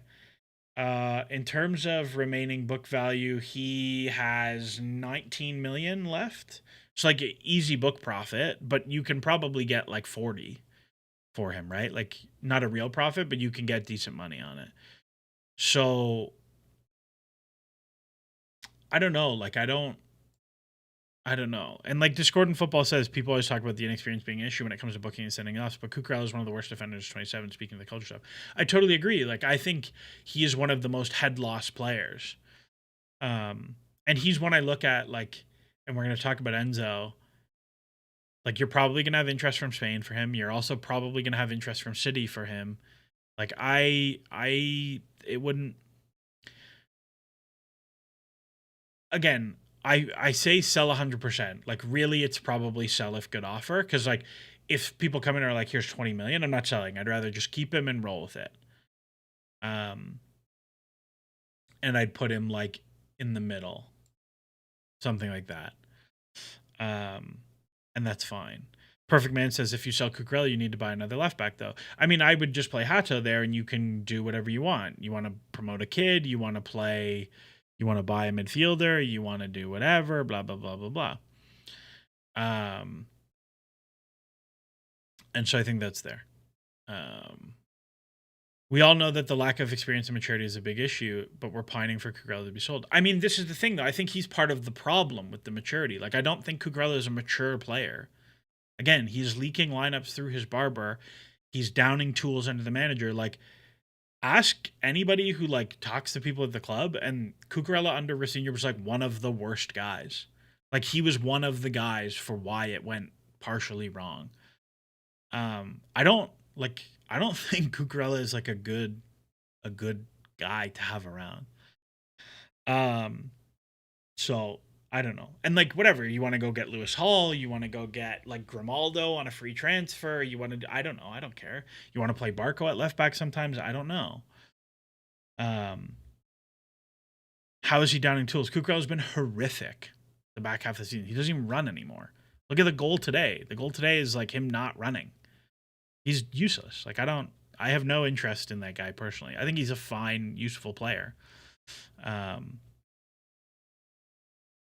I think Cucurella is like left Gusto, but slightly different. I don't know. I just don't. He's fine. So he's there. And he makes a lot of money. And like I'd rather spend that money on better players. Yeah, like I don't know. I don't know. Lewis Hall was 100 games away from being ready for Chelsea. I mean, I don't agree with that at all, but whatever. Enzo Enzo is a really hard one. I think Enzo is the hardest one on the whole list because like he is so good. Like Enzo Fernandez is an awesome player.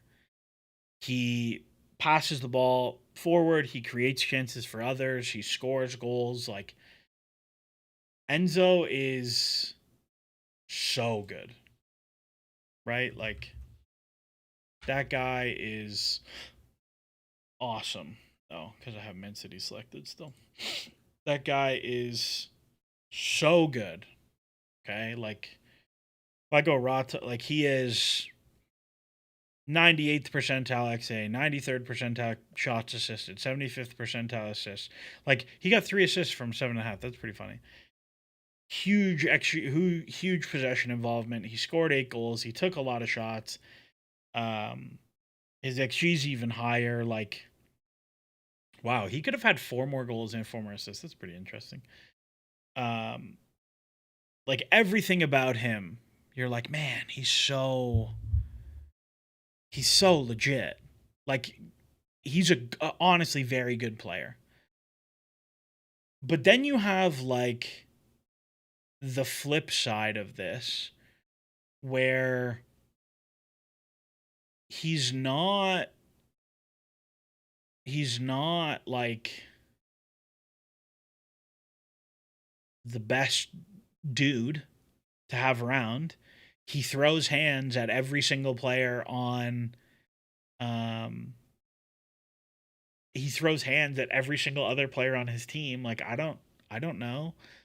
Um I are these compared to wingers or midfielders, center midfielders? Which I think is kind of fair. Like it's an open question because he does play very advanced a lot, but like he's also dropping deep to get the ball all the time. So like I don't think it's entirely fair to be like, well, he's playing as a 10, so he gets into the box. Like he actually does a lot of midfielder stuff. Like his ball progression stuff and his total touch counts and passes and stuff are all high enough that you're not like I don't think it's fair to call him to tens. Um, I don't know. That's just my feel on it. But I think the place I get to is like again, like maybe a sneaky culture cancer, like the racism stuff from last summer is like a real problem. Um, and so I don't know. Like I think if I was to put him somewhere, I'd put him right here.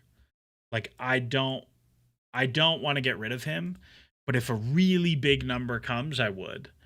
But I just like look at it. I'm like, he is really good, and if he goes, you have to you have to change a lot of things about how your team works, which like is probably a thing they want to do anyways.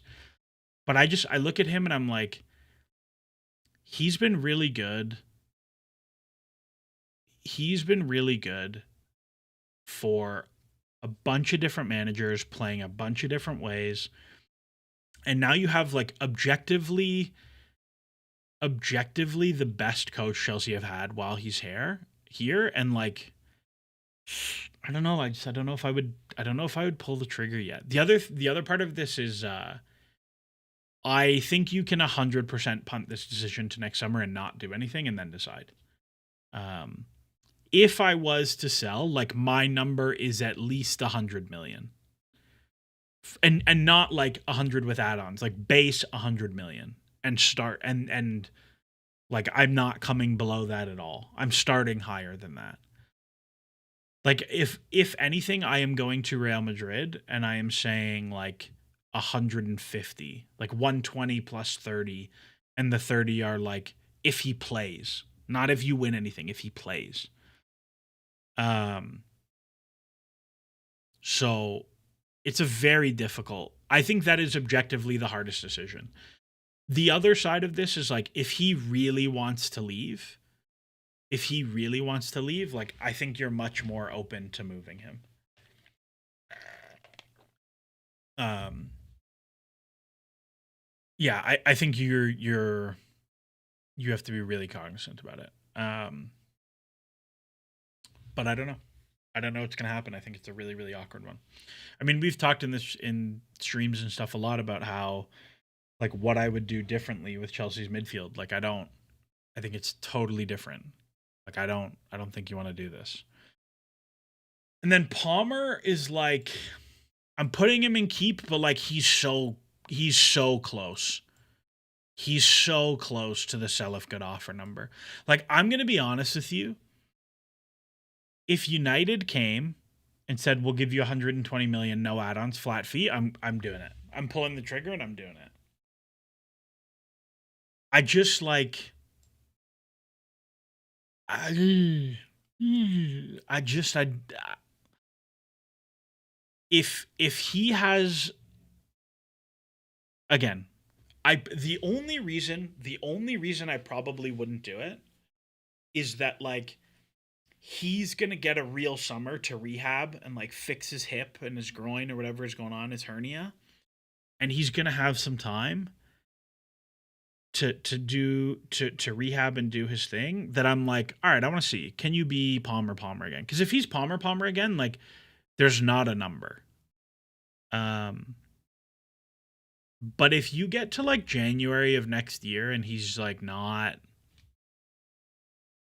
the guy again, like he's not like 3/4 of an expected goal plus an expected assist again, I think you're calling it. And I think you're calling United and you're like, you guys interested for this number?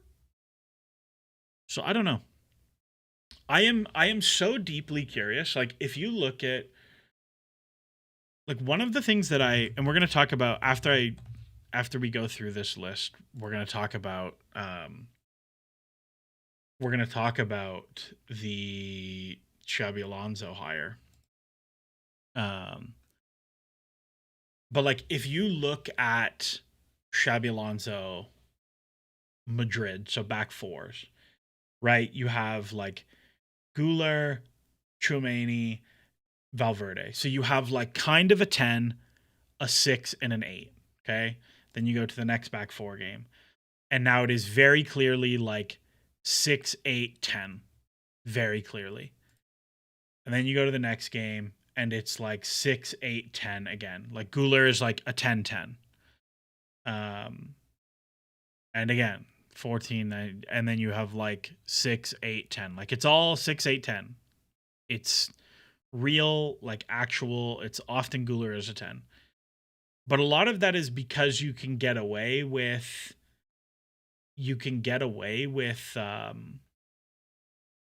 playing a real 10 when you have Tchouaméni, who's like a legit sitter that can screen a lot of stuff. And then you have like some of the back threes where it's like, again, Güler is a 10. There's not a lot of like actual midfield threes, like 6, 8, 8. There's basically none in all of the back fours. Right, like they're all Güler or Jude. Güler and Jude.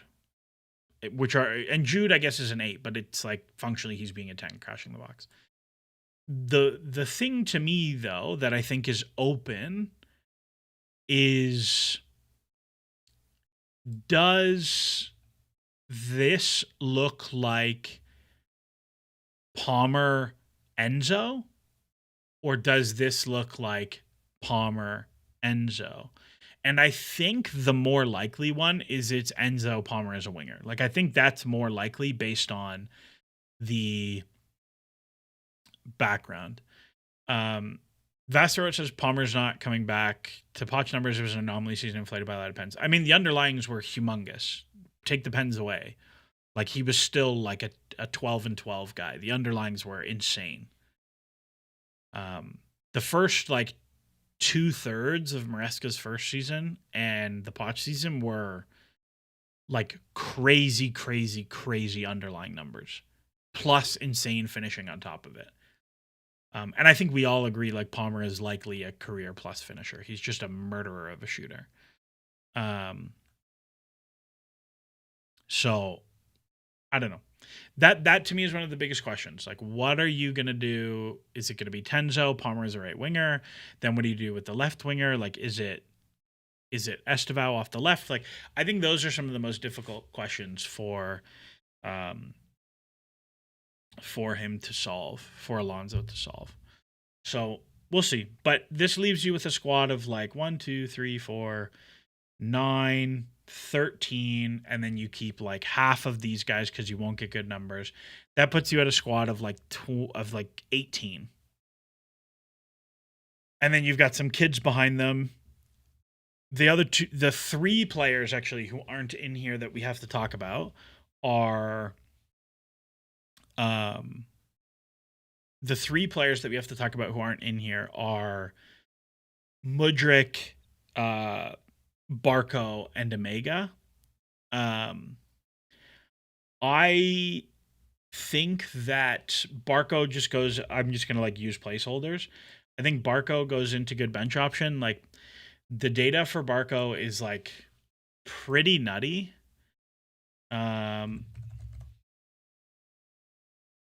Like I don't know why they have him as a fullback because he's not a fullback. He played midfield the whole year, but the passing numbers are pretty insane. The creative numbers are pretty insane. He's really undersized to the point that I don't love playing him at left back, but I think as a squad player, he's a good and useful player. I would bet that Alonso plays him as like the most advanced midfielder a lot. Like he is the backup for Tenzo. Like if you think that I wasn't going to break out the tactical board, but let's break out the tactical board. Sure. Docs my email. Great. Like let's just pick a random one. So if you think that the team is going to look nominally like this. Oh, oops, Enzo's already there. Like I would bet, what number is Esteval? 41? Like I would bet, and then you're going to be Reece James. And then you're going to be Cole Will. So like let's start here. Okay, this is the team. But now if I bring, you can fuck off. I just want to get rid of you guys. Is there like a squad builder so I can put like depth? Soccer squad builder with subs. Nope. Not that one. I want one where I can do like the subs behind it. Is it this one that you can do like a slash? No, you can't.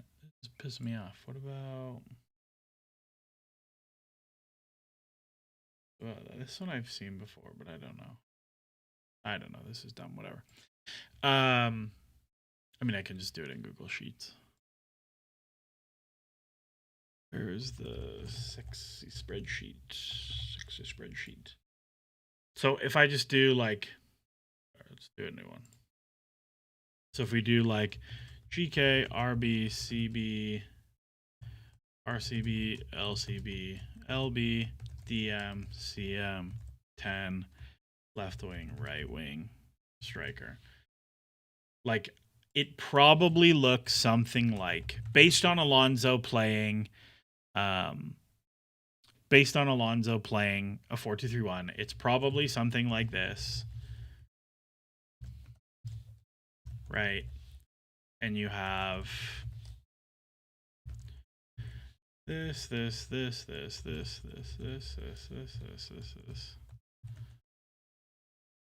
And then you have like this, and then you have Caicedo, Andre, Tenzo, Esteval, Palmer, JP. Right? And then you have like, okay, where does Barco go? Barco's probably the backup for Tenzo. Like he's never ever going to play in the pivot. unless he's playing in the pivot against like ass teams that you're going to have all the ball. Like that's kind of what I think.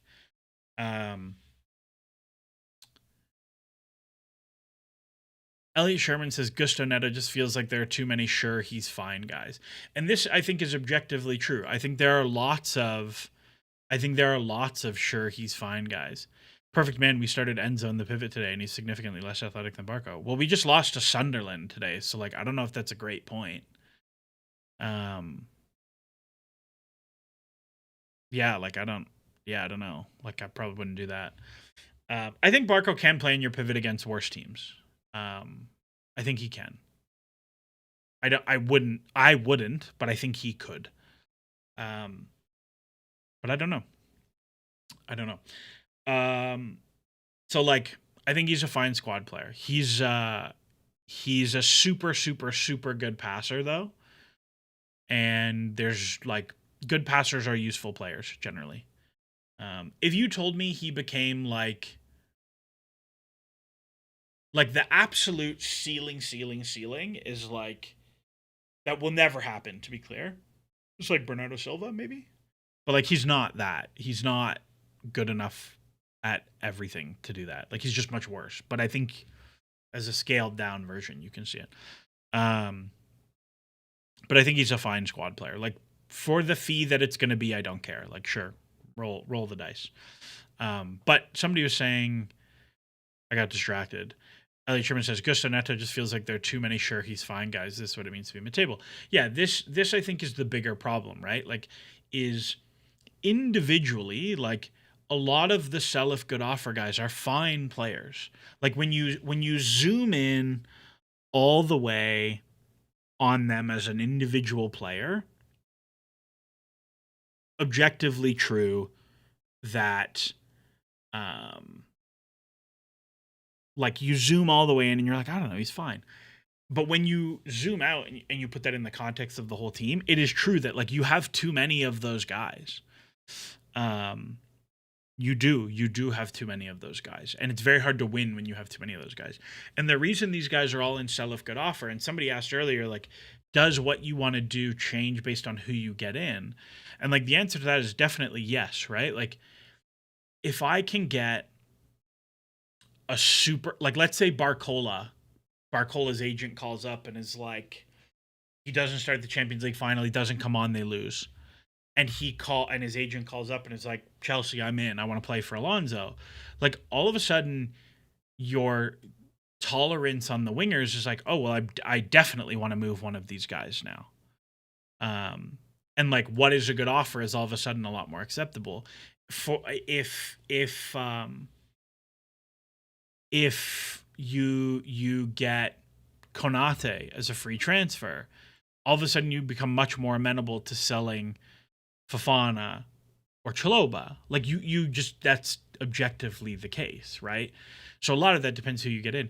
But it also becomes like, if you get, who did I move down here? Gittins is here. Like if you get a really good offer for someone, like I'm trying to think of a player who's in like a weird position. Like let's say someone gives you a huge amount of money for, I don't know, who's in the main squad. Somebody comes and offers you like 75 million for Andre. You become a lot less like willing to move someone like Asugo or Enzo. Like that changes things for you. So I think you got to be mindful of that.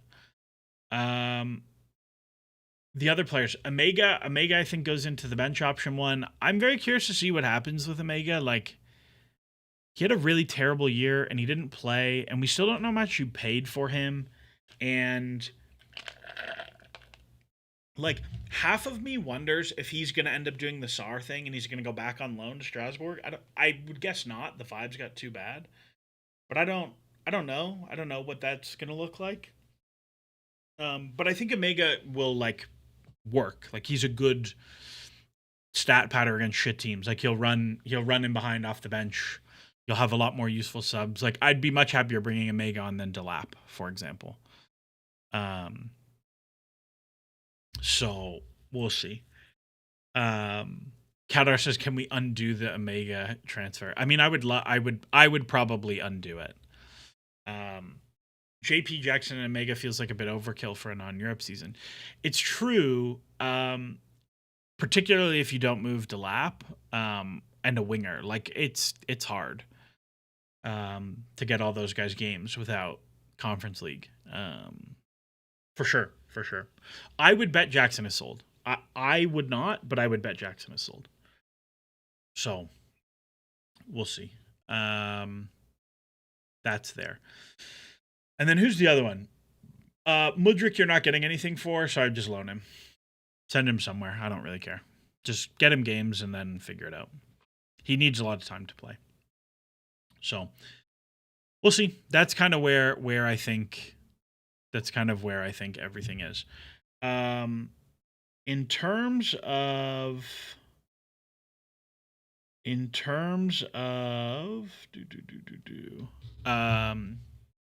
somebody asked, how does this change if we play a back three?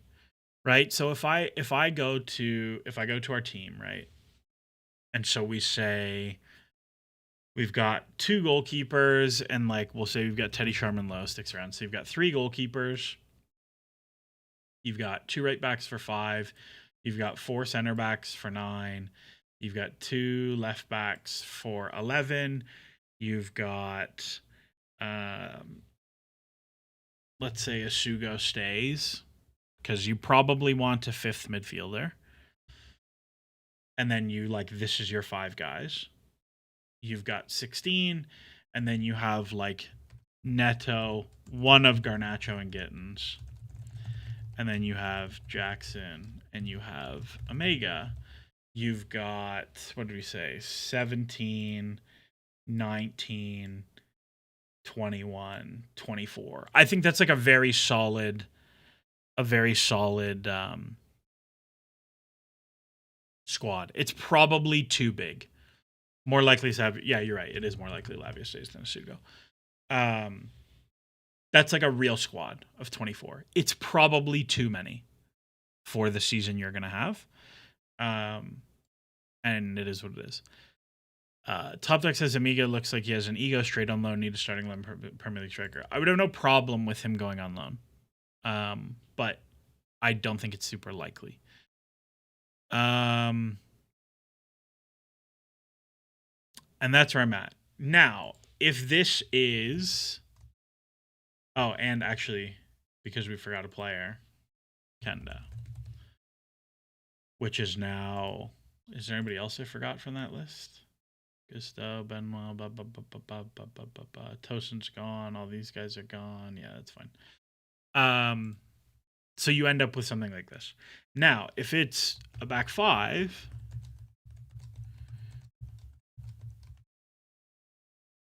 And I assume it would be a box midfield.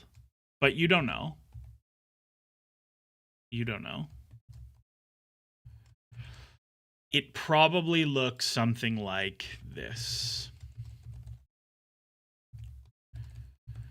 Colwill, Fofana, James, Caicedo, Enzo. I'm actually pretty curious about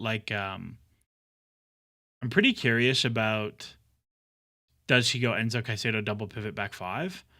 Ben Jacobs just tweeted something on Enzo. Ben Jacobs. Enzo Fernandez made a gesture at full time that could be interpreted as a goodbye. Would welcome a bid from Madrid. Some informal and formative talks have taken place. He wants to play Champions League. Chelsea won't consider a sale this summer for a book loss. Sure. I mean, yeah, I don't care. That seems fine. Palmer, Steve, JP. And then you have like Jackson, and then you have like the thing with a back 3 though is like all of a sudden like Neto is probably here. And it's probably something like this. And then you have like Jackson as a backup here, I think as well. And then you have Kenda. and then you also have like Kenda, and then you have like a whole everything changes kind of. Like I think it's vaguely the same guys, but guys have different roles. So like I don't know how different it is. Um could you shift João Pedro to the Tenzo position to help clear the logjam at striker if that was the way the squad building went, such Enzo leaves? You could, but it's not something I would do. Like he didn't look that good there. Um I mean, the kind of annoying thing from like a squad building perspective is you'd actually much prefer it to be like, let's clear two wingers. Jackson is the starting nine, and João Pedro does everything. But João Pedro had a really good year as a striker, so you're just gonna play him as the nine, and you'll do stuff with other guys. Um, but like I think one of the benefits of João Pedro, right, is if you go and say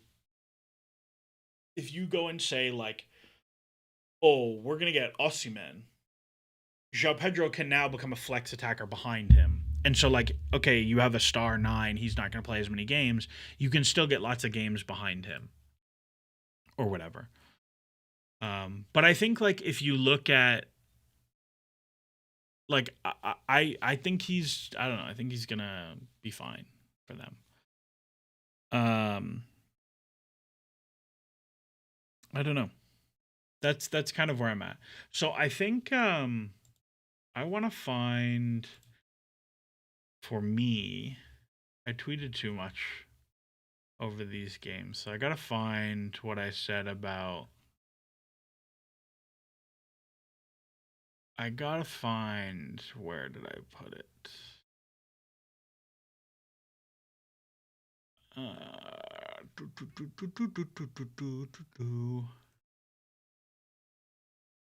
I gotta find where I said what are my questions about Alonso. Where did I put it?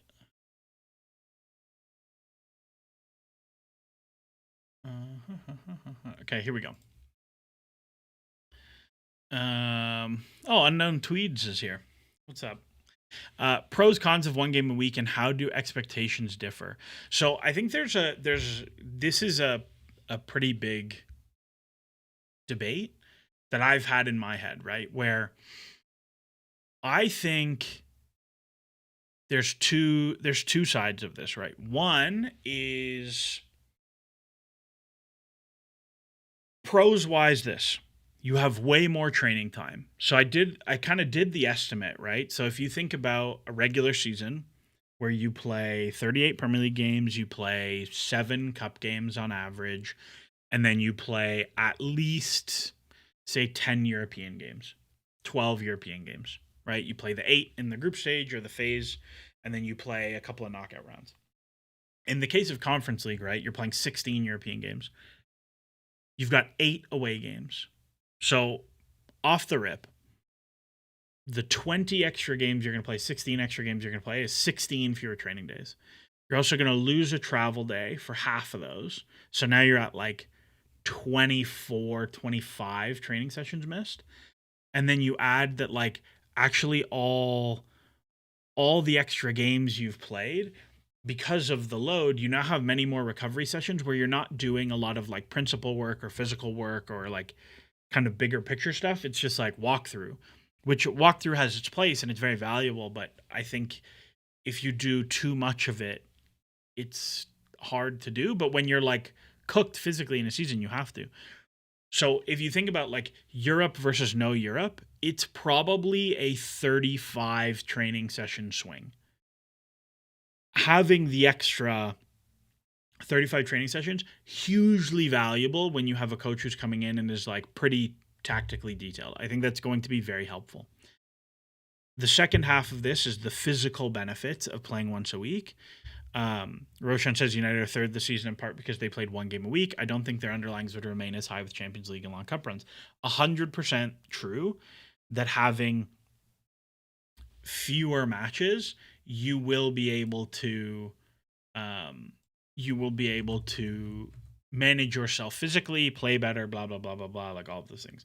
Like if we go through and look at some of the disaster sequences, like Chelsea lose to Bayern midweek where they cook everyone physically. You take a red card the next game to United and have to play with 10.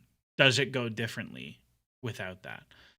Um, you lose Sunderland off of the back of a midweek to Ajax. You lose to Bournemouth off of a midweek. Leeds, which is like, that's a league midweek, so it is what it is. But you can go through and see, like, Newcastle. Does the Newcastle game go the same after playing PSG midweek? Does Everton go the same after losing to PSG midweek? So on, so on, so on, so on, so on.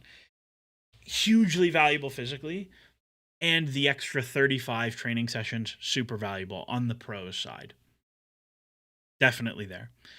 On the con side, Elliot Sherman, you're about to drop a however. However, on the con side, I think one part of the inherent benefit of the big squad, or of the, like, the model that they want to execute, is when you have 55, 60 games a season, there are a lot of player development minutes as a resource to use in there. And so if you look, like, if we go back to Chelsea squad for this season and you go through the minutes, and I actually think maybe last season is probably a better season to use as an example here. If we go to all competitions, you look at as a development tool, you have 1090s in here, 1190s for, like, Renato Vega, you got 1190s for, and you almost tripled your money on. You got 1290s for George. You got however many 90s for KDH. You have however many 90s for Jorgensen, so on, so on, so on, so on. And Kunku, whatever. Like, you can use those minutes to do valuable things with them. And not having them, I think, does two things. One, I think for young players who are not going to be in the team every week, it's worse. Like, if Chelsea had Conference League, I could totally look at it and say, like, maybe you keep Shim and give Shim 1,500 minutes at Chelsea. Like, you could talk me into him getting 1,200, 1,500 minutes at Chelsea is more valuable than whatever, than him going on loan and paying 2,500. It's possible to me. But now you don't have any of those. And so now you look at next season, right? Like, if we go to Premier League, you're going to have, of that squad we went through, a really core group of like 14 guys who are all going to play 25 90s plus, 30 90s plus. And your fringe guys who play less, like if we go to this season, where I think Chelsea's minutes distribution is probably a little bit worse this season, like, you're going to have bench guys, squad players who are going to play 590s the whole year, and that's it. And for young players, I think that's very bad from a squad building perspective. But at the same time, I think it's a lot clearer. I think it's a lot clearer from you have good guys play the good guys. But if you don't have minutes to give guys, I think it's harder to develop players. So, like, I would bet if I ran the model today for what Chelsea are going to finish next season, it would probably have them high 60s, low 70s points. Because the underlyings are strong. They're going to have a way easier schedule time. They're going to be able to play their best guys basically every game. Like, even the insane January run, like, if you get to the insane or the insane December run, like, you can imagine a world where you go into this insane run. So you play 12-3, you play 11-30, 12-3, 12-6, but then you don't play the 9th. And so now you're like, oh, actually, I can just play all my guys these games. Oh, I can rotate for the Carabao Cup quarterfinal. But then I can play all my guys through this. And it's like, actually, they have to play 590s in 15 days. That's not as bad as when they've already played like 5 extra 90s already because of Champions League or whatever. So if you made me bet Chelsea have a much better season because of it, and the training time for Alonso is good, but I think there's going to be some pretty quirky squad building um, consequences down the line because of it. But it's, I think, a very good question about like how do you manage um, those two. The the thing that I wanted to go through is I had kind of 10 main questions about the hiring of Alonso.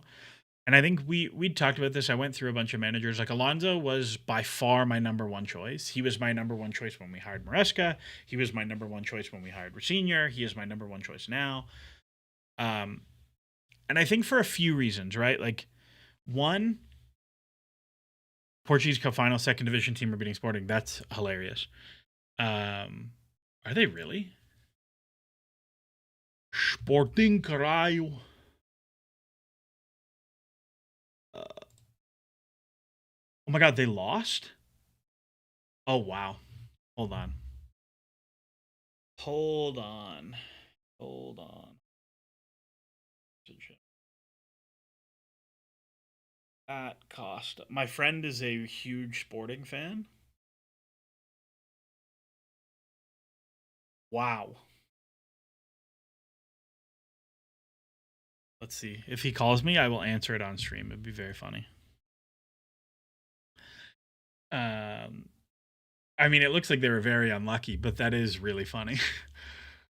um, okay, so why did I really, really want Xabi Alonso? So one, I think like he's actually won things. Like the fact that he won a Bundesliga as like not Bayern really matters. Like I think having the pedigree and weight of trophies behind you has like an inherent cachet that I think is very helpful when you are managing top players. I think one of the things that has become like immensely clear over the last couple of years is some of the like tactics nerd coaches who I think are great coaches, right? Like I think some of these guys are really truly excellent coaches. You look at Graham Potter and you look at Rosenior and you look at a whole bunch of these guys going from that to like managing really good players are not the same thing. They're truly not the same thing. And you can have amazing ideas, but like to use the example of Enzo Fernandez, like Enzo Fernandez is going to look at Liam Rosenior and be like, "Who the fuck are you to tell me what to do?" And he's going to look at Graham Potter and he's going to say the same thing. And like we can all say that's bad for your culture and like it is. But at the same time, like if you were the best in the world at your field, you've won a World Cup, you've won this, you've won that, you were unbelievable, you're making 2 times as much as the manager is. If the manager comes in and is like some like guy, like I don't know, are you really gonna respect and listen? Like it takes a lot for them to get you to buy in. Um and that's where like I think when we talk about when we spoke about Chelsea's season in thirds, um like part of why I think everything goes off the rails after the PSG game is like if Rosenior beats PSG, it is immediately like a cachet performance where like he can go to all of these big players and be like, no, I coached that win. That's my idea, my win. And like, you play for me. And once you get blown out, I think it is so easy for those guys to be like, who the fuck is this nerd? Like, shut up, substitute teacher, or whatever. So I think when you look at Alonso has won everything there is to win as a player. He has already won a Bundesliga as a manager. He has already managed Real Madrid. The fact that he got fired from Real Madrid is like almost inconsequential. He has a huge cachet. If any of these players call their friends, they're going to be like, oh yeah, he's a serious guy. And so he immediately comes in from like a way higher average level of buy-in perspective, which I think is immensely valuable. 2, his Leverkusen team was like actually stupid good. He took an unusual set of talent. He came up with a creative way to play with them. They won and played really well. Their underlings were excellent. They were good at set pieces. They were good with the ball. They were good against the ball. Like all of the things you want to see with a slightly lower budget. His Real Madrid team was also excellent, right? Like he took Real Madrid, who are insane, and got them to like play a pretty modern pressing game. Like they didn't play Madrid magic ball. They played like really good, like we press, we keep the ball, we attack. Like they were awesome. And he got nuked because Vinicius Jr. was like, I don't want to defend. Like Florentino Perez chose Vinicius over Alonso, which I think is pretty insane. Yeah, Top Dog says he was one game away from an unbeaten treble. Yeah, because he loses the final to Atalanta, which, like, if you go back, by the way, which is very, very funny, if you go back, they did not deserve to lose that game. They played it basically even. So, pretty funny. So you have all the things, right? Like, the data looks really good. Visually, they play the way I want them to play. Like, they are good with the ball, good against the ball. They're not, it's not a bunch of like small Spanish midgets who just get like steam. Like they can hang physically, they can transition, they can keep the ball, they're good on set pieces, all the things. So it's a lot of what you want. And then like the whole Alonso cachet thing, I think is really, really valuable. The other thing I like, and a thing to me that was like a huge green flag, is he plays this very specific kind of weird system at Leverkusen. And then he goes to Real Madrid, which is just like a very normal back four team. And he comes in and plays a very normal back four. Like that to me was the sign of like, oh, this guy's a real coach. He's not like an ideologue who's like, I'm coming in and I'm going to play exactly like this. Like he didn't do that. He went to Madrid and he's like, oh, no. We definitely need to do more of this, but we're going to play a pretty normal 4-2-3-1. And like sometimes we're going to play 4-4-2 against weaker teams. And like we're going to mix in a few back threes here and there. But like to stay kind of keep teams on their toes or whatever. But like it was flexible without being like too much. Where like you look at Potter, right? Like Potter changed system every single game at Chelsea, and that was a problem. But he had, if you look at like his tenure, a couple 4-3-3s, 4-2-3-1, a couple back threes, like maybe 2 or 3. It's just like it's chill, and it mostly worked. So I kind of have 10 questions that I want to know about. And I'm like, I don't know. I don't have answers to all of these. One is whether we play a back three or back four. I think a lot of people are assuming he's going to play a back three. I think it's pretty unlikely. I think Chelsea's squad makes much more sense as a four than it does as a three. But I would bet we'll see threes. I would bet that we're going to get, I don't know. I have 33-67, but I don't think it'll be that high. But I bet you like 1 in 5 games will be a back three. Because I think there are definitely times where it makes sense to play a full-time three in the Premier League. I think Alonso has not been like a super matchy guy. Like he doesn't try and turn games into dust with man-to-man pressing. Oh, the other thing I like is like he's not a super man-to-man guy, and I'm so tired of the man-to-man stuff. But I'm pretty curious about how much back three we see. I just don't think it will be back three all the time. But if he decides like, oh no, it's going to be predominantly back three, like his Leverkusen team played a back three 90% of the time, I would be surprised by that, but you never know, right? Like we could get some interesting consequences from that. Second question I have is, I think the most obvious question about the squad is how do you play Enzo and Caicedo together? I think the most obvious way to do it is going to be 4-2-3-1 Tenzo, and you play Palmer as a winger. I think that's going to be the way he chooses to play. I think it's the most obvious way. I think it's the best way. I think it's better for Palmer. I think it's more stable defensively. I think it just works way better. But I can totally see him being like, well, I'd kind of like to see a back three with them as a pair and get Enzo deeper to do more progressive passing and less box crashing.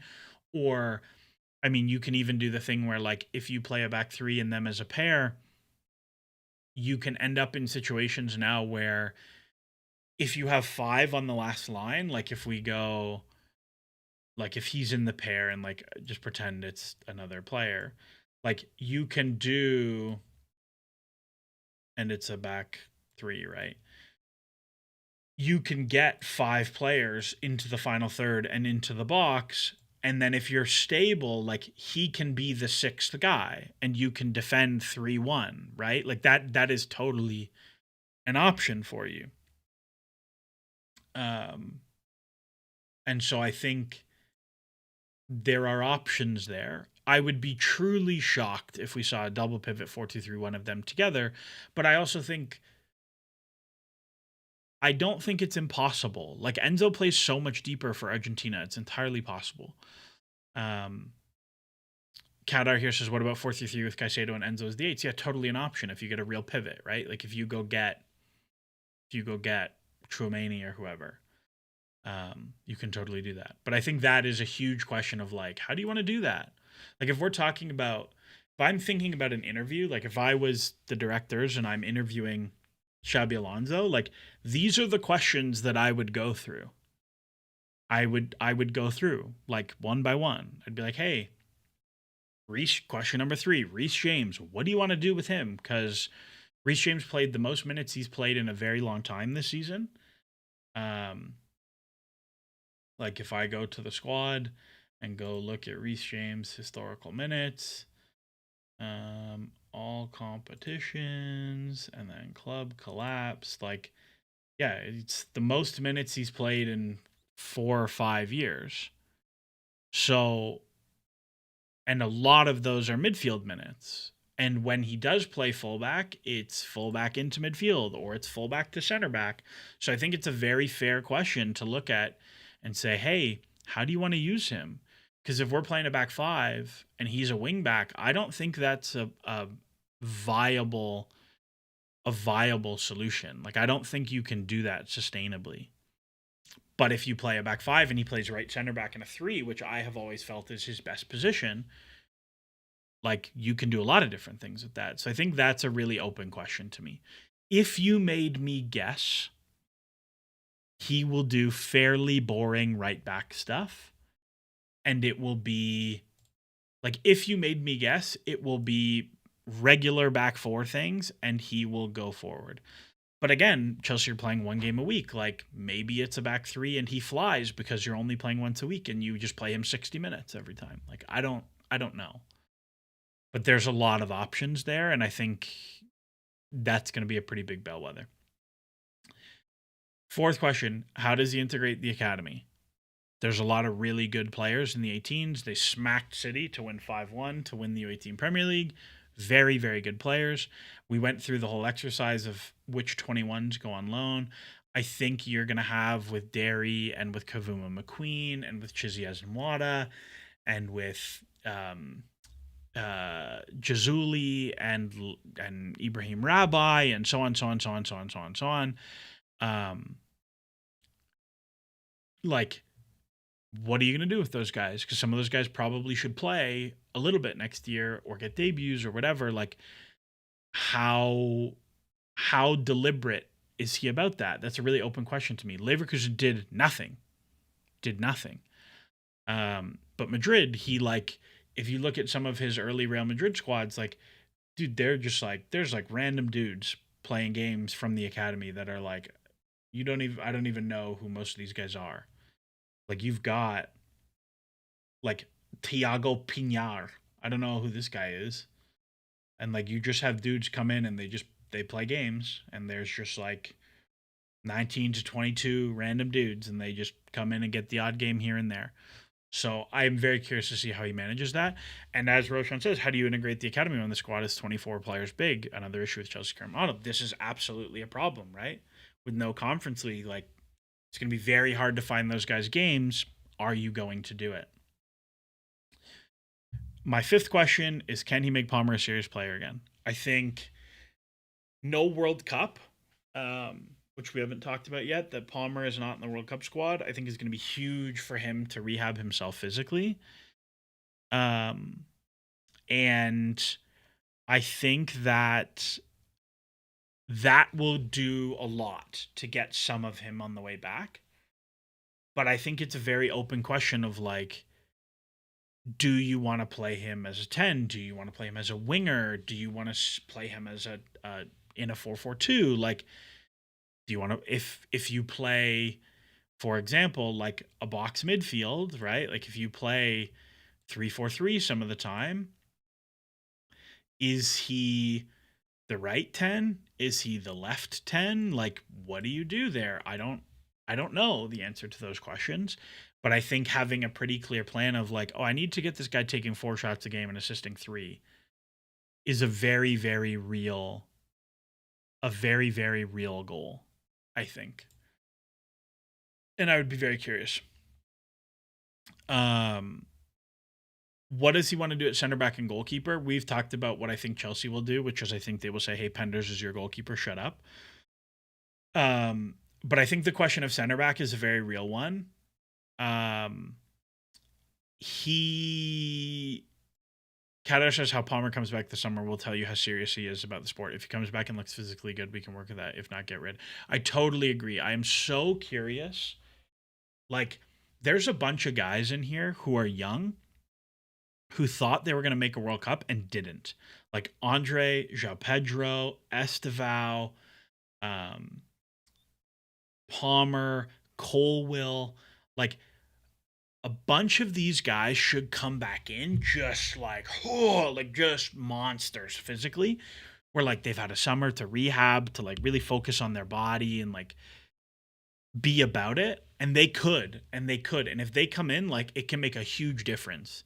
And I really hope that like if I was Alonso, I would be on the phone to them tonight, and I'd be like, listen, you did not make the World Cup. You tell me how much you care, because if you don't care, like fine, you're a great player, you can do your thing and have a wonderful career and like not give a shit. But if you care, like I'll see you at Cobham July 1st, and you're getting in the gym, and I'm putting you on the Bayern supplement plan, and like Cole Palmer's looking like Leon Goretzka by August. Like that's what I want. Um, like that to me is like, oh my god, Garnacho's another one, right? Like Garnacho's not going to didn't go to the World Cup with Argentina. Like just like bro, Garnacho, like just take steroids over the summer and just come back like Adama, and just be ripped and like actually have some strength to you. Like all these young players who like their careers can go two different paths. Like Palmer can do the Salah body thing, right? Like if you look at like Salah at Chelsea, like actually I think this is an even better example. Like look at Salah at Chelsea. This guy is starving to death at Chelsea.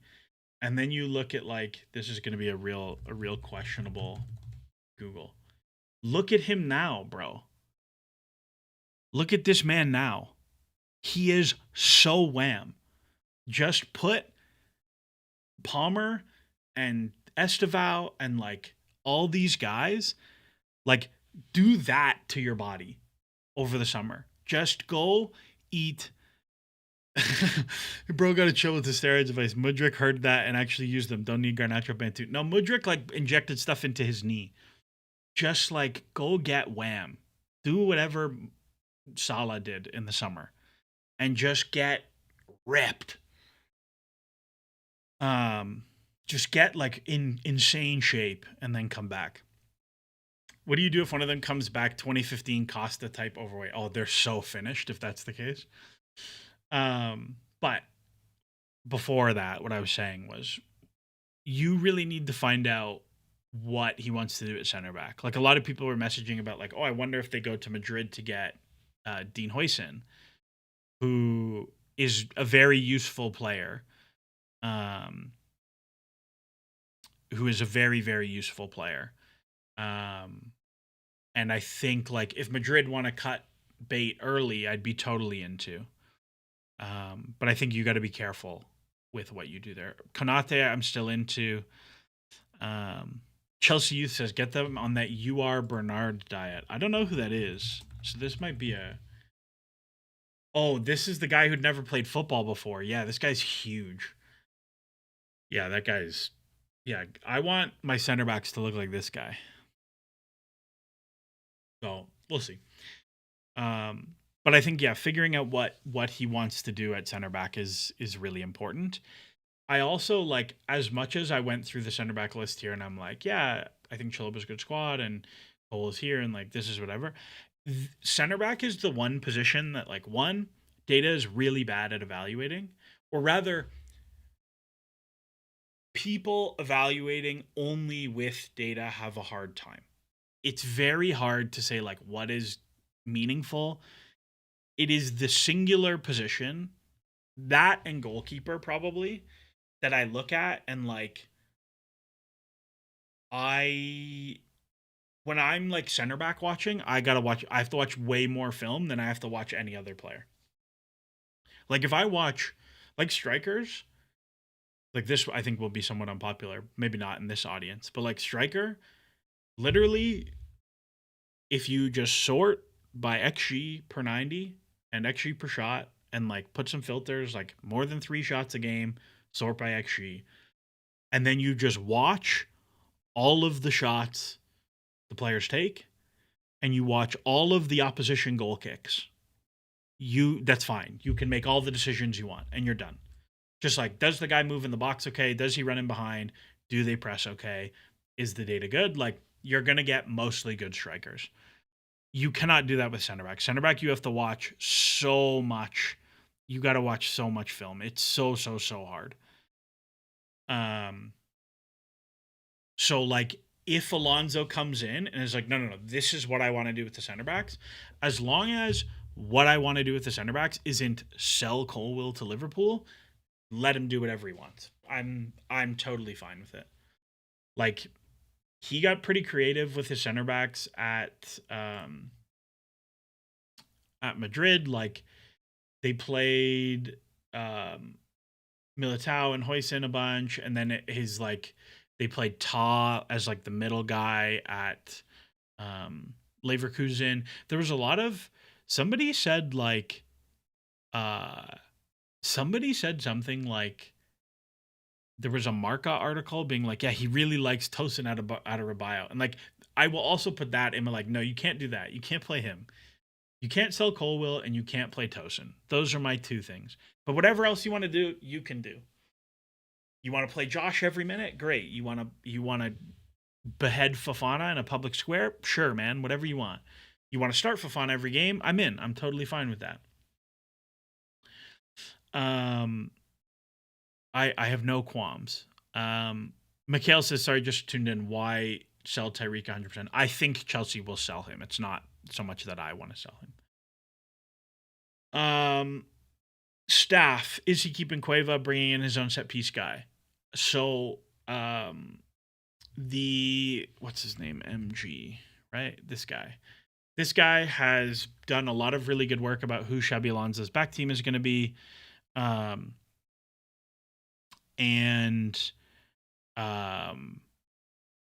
He's bringing a fairly small staff with him. So you have a few guys. You have Benyat Labayan, who's like one of his assistants. He's like a regular coach, like does a lot of things. He coached in England, very young UEFA Pro licensed guy. It is one of the things that I am always pretty skeptical about is like when people are like, well, Callum McFarlane has no Callum McFarlane like is an excellent young coach. Like he doesn't even have his UEFA A yet. And like this guy is UEFA Pro license at 21. Like it's getting the pro at 21 is incredibly impressive. Sebastian Perea is his assistant manager. Again, another assistant that's been with him for a long time. The other guys, where is the other guys? You have Kevin Forte Lopez, who's a fitness coach, and there's another fitness coach who I can't remember. A bunch of these guys worked at Leeds under Bielsa.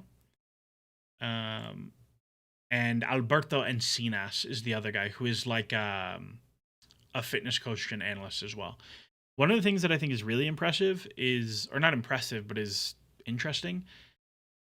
If you look at the really, really top coaches, a lot of them have their fitness guy they bring with them.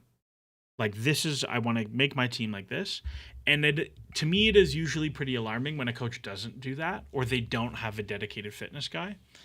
And then the last one on his staff is Callum McFarlane, who is sticking around. I don't really want to talk about that much. I don't think it's super smart, but I also don't think it's that big a deal. And then Bernardo Cueva is staying. He did not bring a set piece guy with him to Madrid, and he does not have that. On Cueva, somebody was like, "Are we going to talk about how bad Cueva was?" So, couple things. Chelsea were extremely good on attacking set pieces this year for a team that is like should be so ass at set pieces. They're small. They don't have attention to detail. They don't have great set piece delivery. Like, Enzo Fernandez is really the only good set piece taker in the team, and Estevao. Estevao is a very good set piece taker. They were +5 goal difference on corners. But they were -1 expected goal difference. Like, a lot of that is random noise. On free kicks, they were very bad. What I have heard is that the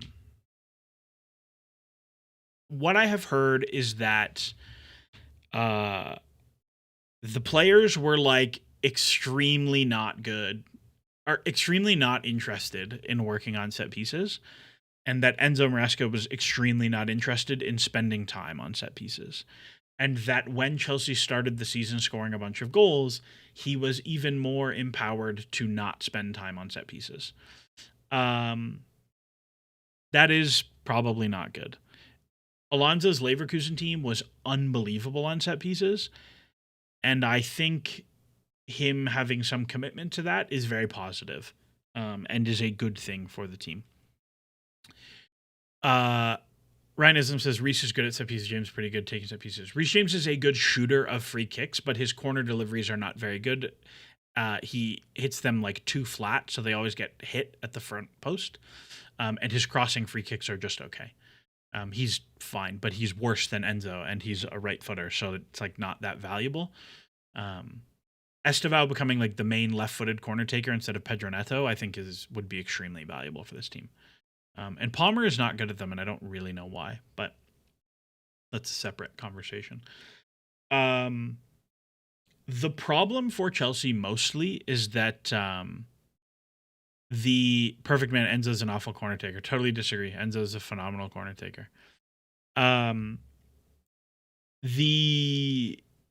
The main problem is that Chelsea were so bad on non-corner defensive set pieces. So like long throws, free kicks, stuff like that, where like they just got killed second phase on corners. They got killed on long throws.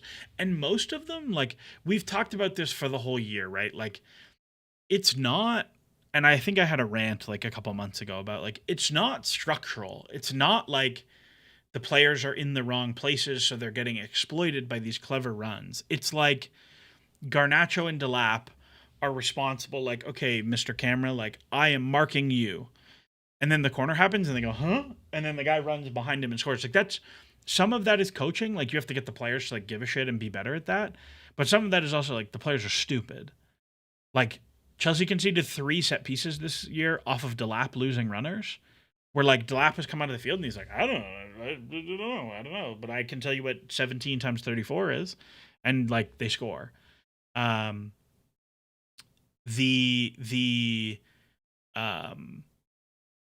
like they conceded 2 long throws off of Garnacho being like, there's a guy running at the second post, I don't care. Like, that's a problem, and that's happens a lot when you don't train these things enough.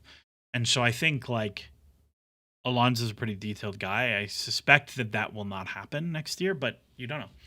And I know for a fact, like, I can tell you that while Maresca was here, like, how many training sections they spent on set pieces, and I can tell you it's not a high number. So we'll see. Also, yeah, Roshan says need Xabi to exercise some authority and ban the short corner. Yeah, like the short corner thing is an entirely player-led thing. That the players were like, we really want to play short corners because we want to keep the ball. We don't want to do the meat wall and whatever. So we'll see. The other coach staying is Ben Roberts, who is the other coach staying is Ben Roberts, who was the goalkeeper coach who came with Graham Potter. I am somewhat ambivalent about that. Like, I think Sanchez was better when he wasn't working with him. I am pretty surprised because Spanish coaches are usually super anal about who their goalkeeper coach is. Like, if you look at every single other Spanish coach, they have a guy. I'm pretty surprised by that. So we'll see long term if Ben Roberts is still the guy, is what I would say. And then the last three questions: how he feels about Nico Jackson. I am super curious to see what he does with Jackson. If it's a back three, does he play as the left 10? Does he play as the 9? Is he a sub off the bench? What does he do? I think Jackson is incredibly good. I think he's very good defensively. I think João Pedro was really good this season, with the exception of like a stretch in the middle where he was like completely dead physically because there was no other strikers. And I think having Jackson just makes it much easier where, like, even today, like, João Pedro was not very good today, but like you hit minute 60 and like it's so clear that these guys are dead. And it's just so helpful to have another guy who's just going to come on and run. And so I'm very curious to see what he does with Jackson. If you made me guess, he will start as the backup 9 and will play sub minutes as a wide attacker. And like Tamexo says, how will Alonso get the team to score more? I think this is going to be a thing that Alonso does, is you're going to get a lot more. You're going to get more attackers on the field, is the short version of this. Like, if I go back to the season they won the title and I go through and you look at like a bunch of their games against weaker teams, like 4-2-3-1, but in your 4-2-3-1 you have like 10s and 9s and strikers and dudes all over the place. You're just like, you got a lot of goals on the field. And so I think you're just going to see a lot of him getting attackers on the pitch. And the other part of this is, I think, and we've seen this with Maresca, right, is when the team is better defensively, like the press is better, you aren't as easy to play through, you're not sprinting back towards your own goal, you have a lot more bandwidth to do attacking stuff because you're not sprinting to your own net all the time. And so I think improving the team defensively will improve the team in attack. That's kind of the two things. And then the other is, like, after Maresca went, like, our build-up play went completely in the toilet, and I think that will not be a problem. What profile of winger does he want?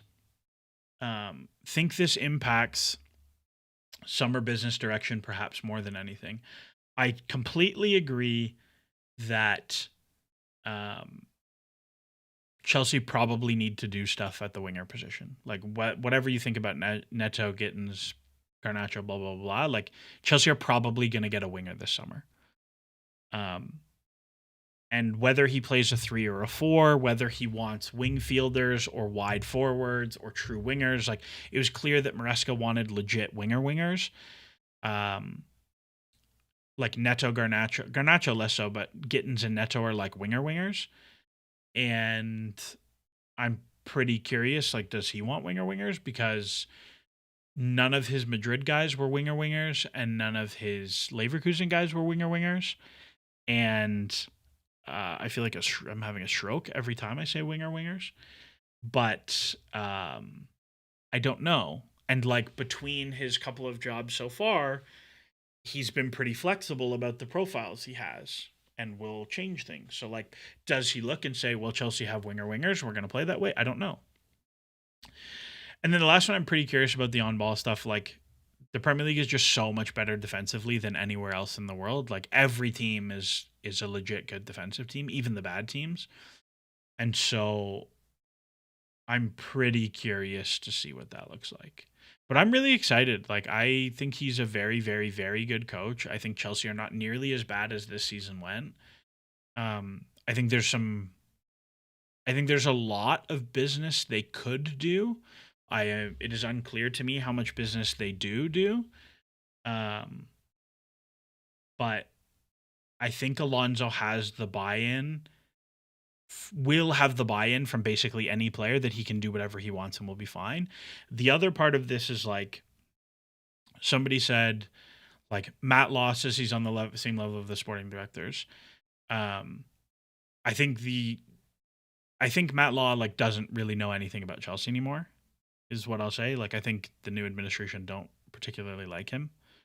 And also like he significantly more frequently now intersperses his own opinion rather than reporting. Like if you listen to the London is Blue stuff, a lot of it is just him speculating. And like Matt Law's in the same bucket as Simon Johnson as me, is like these guys don't know anything about anything. Like they don't know anything about football.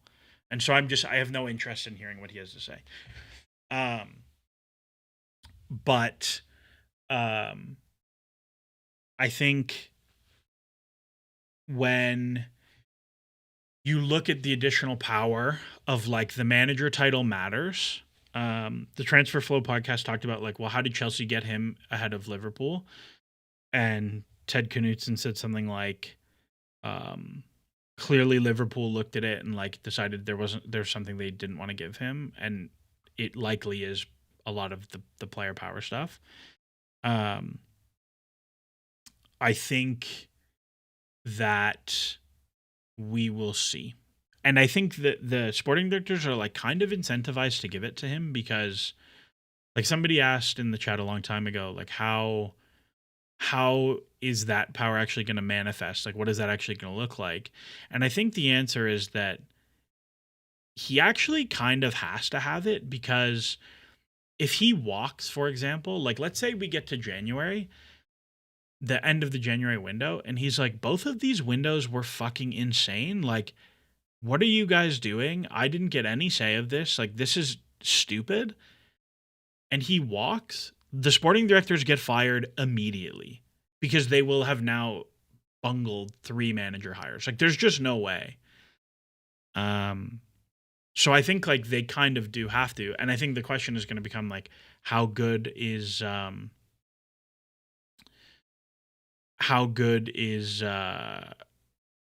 like he at identifying players? I mean, I hope he doesn't do any player identification. I hope he makes decisions on the players shown to him, but like I don't think he should be perusing Y Scout in his spare time. I don't think that makes any sense. So we'll see. Okay, couple questions. People said Chelsea are targeting Premier League experience, and so I thought it would be good to go through the relegated teams and see who we may want to pick up from the relegated teams. We did this before, but I think it's fine to do now.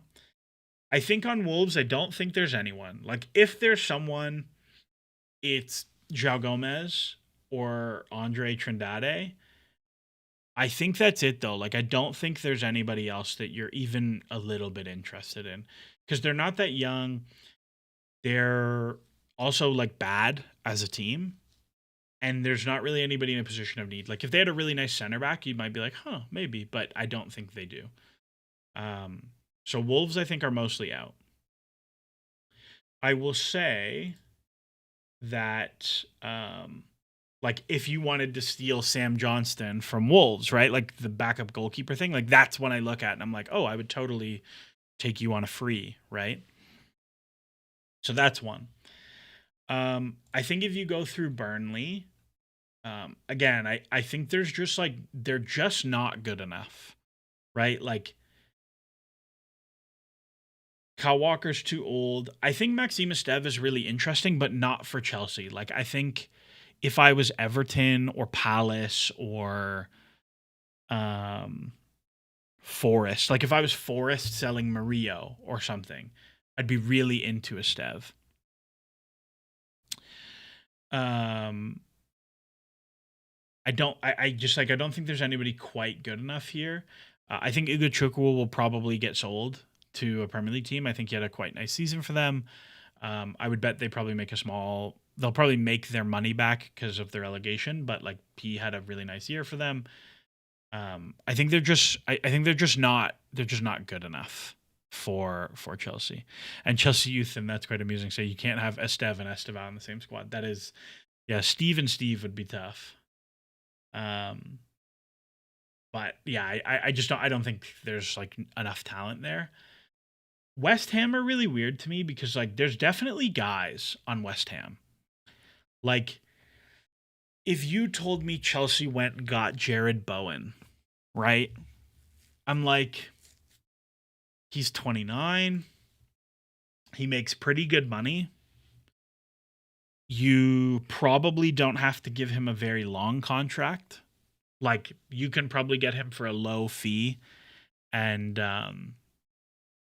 and get him on a decently short contract that like you're okay with letting him walk at the end of, for example. He's been very productive for West Ham since he moved from Hull. But I think he's like 1 year too old and like one notch too low talent wise for you. But I'm very curious if he went up to a better team, what he would look like. I can't quite get there. The other thing is like because he's a left-footed right winger, if he was a right-footed left winger, I'd be like, "Yep, done, do it. It'll be cheap. Why not? I think it works. He'll add lots of shots for you from that spot." But I just don't. I just don't think. I just don't think he quite gets there for you. Um, and so I can't do it. Mateus Fernandez, I think, is really interesting. If you wanted to add a midfielder who does lots of stuff for you, he shoots, he tackles, he passes. I think that's always valuable. If we go back to like the tier list of guys moving on, like if you moved on Lavia and Asugo and like I don't know, both of them, like maybe you bring in another guy. It would depend on the number for me pretty heavily, and I think there's enough interest from enough Premier League teams that that number will actually get quite high quite quick. I don't think it's going to be like a Lavia fee, like 60 million, but I think it's going to be probably north of 40. And I can't quite get there at that number. Some people have brought up Diouf if we like sold Cucurella and went to a back three. Again, I don't think he's quite good enough. He feels very like I don't want to be like racist and be like it's a black left back. He's Baba Rahman, but like he feels very Baba Rahman to me, where like he can hit absolutely like raking whipped crosses and nothing else. Or like Baba Rahman sucked except for crossing. He was so good at crossing. Um, and then the rest of their guys are either too old or not good enough. Like Tadibo is maybe interesting, but like just not good enough. Kilman is now too old. Paquetá, I think you're not going anywhere near that. Um, uh, Areola, like not good enough. Hermanson, no. Castellanos is like an MLS stats OG, so it's always really fascinating to me, but I don't think it's the one.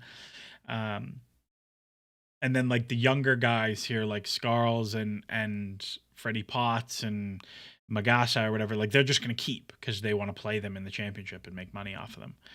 Um, so I just don't think you get there with them. Is kind of where my head is at.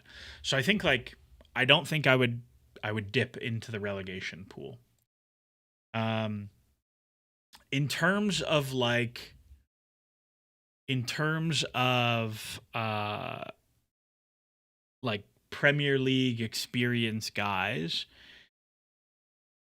I think you talk about Anderson comes up. We've talked about him earlier. I would not be surprised if Chelsea took a run at Morgan Gibbs White. I wouldn't. He had a really good year this year. Even his underlines ticked up quite a bit this year. I wouldn't, but I wouldn't be shocked if Chelsea did. I think Murillo is in the same, like, I think Murillo is in the same bucket of like the club like him, but I'm not into him. Anderson, like if you told me Chelsea went out and spent 60 million on Anderson, like we could do so many worse things that I wouldn't be that mad about it. Spurs, we went through their roster before. Like it's very hard to get there because these guys make a lot of money. And are like just the wrong side of the age curve. Like if they'd gone down, I would have been super into Van de Ven. Like I would have been really into them getting Van de Ven. I think he's a very good player. But because they didn't, they're not going to sell him. And then other than that, it's like guys I don't want. So make of that what you will. Palace, I think Wharton is interesting. Again, I think the fee will be prohibitive. There's been some buzz for Lacroix as a right center back. I personally would not. I think I'm just too... I don't know. I just can't quite get there. Like, I don't like these guys who play predominantly the middle of the three. Again, I don't think we'll play a three, so I can't quite get there. Mateta, if we hadn't got Omega, is appealing to me on, like, could you get him on a cheap deal? And then the other guys are all, like, a little bit too old. I think Mark Gehi, I was pretty not into getting him. I was, like, happy to not get him, rather. Because I thought his wages at City would be like bonkers, and they're high, but they're not as high as I thought they would be. And now I'm like, actually, I probably would have done that, which sucks. Leeds, I don't really have any interest in anybody. It's really nice to see that Ethan Ampadu is like just objectively an awesome player now. I really liked him in his loan spells. I thought it was very weird how little he was sold for. But like just objectively awesome player. But yeah, other than that, there's not really any Leeds guys that I'm particularly interested in. Let's see who else we got here. Fulham, again, I don't think there's anybody in the right like age range to me that's appealing or good enough. Everton is weird. Like Garner had a really nice season, but like United had no midfield forever, and we're like, actually, we're not interested in you at all. So I don't really know what that's about. Perfect Man says, I think they will sell Van de Ven, but not to Chelsea. I think there's no chance Spurs sells Van de Ven now that they stayed up. Garner, I can't quite get there on. And then other than that, there's just like a bunch of guys who are like, I don't know. And we talked about Tyreek George. Ndiaye is like... To me, he's like the Lavia of wingers. Like, I see why people like him. Like, he's very fun to watch, and he scored some lovely goals. And I do think if you put him at a better team, a lot of stuff would scale up, right? Like, if you look at his Sheffield United season, like, he looks really, really good.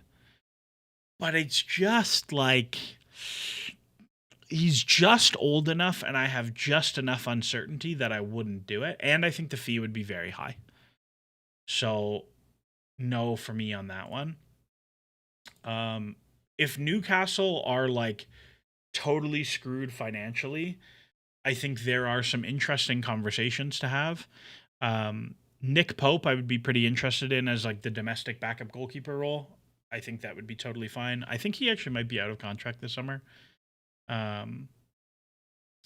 He is. I would be pretty curious about that if he wants to shift into that role, but maybe they just keep him to play him. I don't know.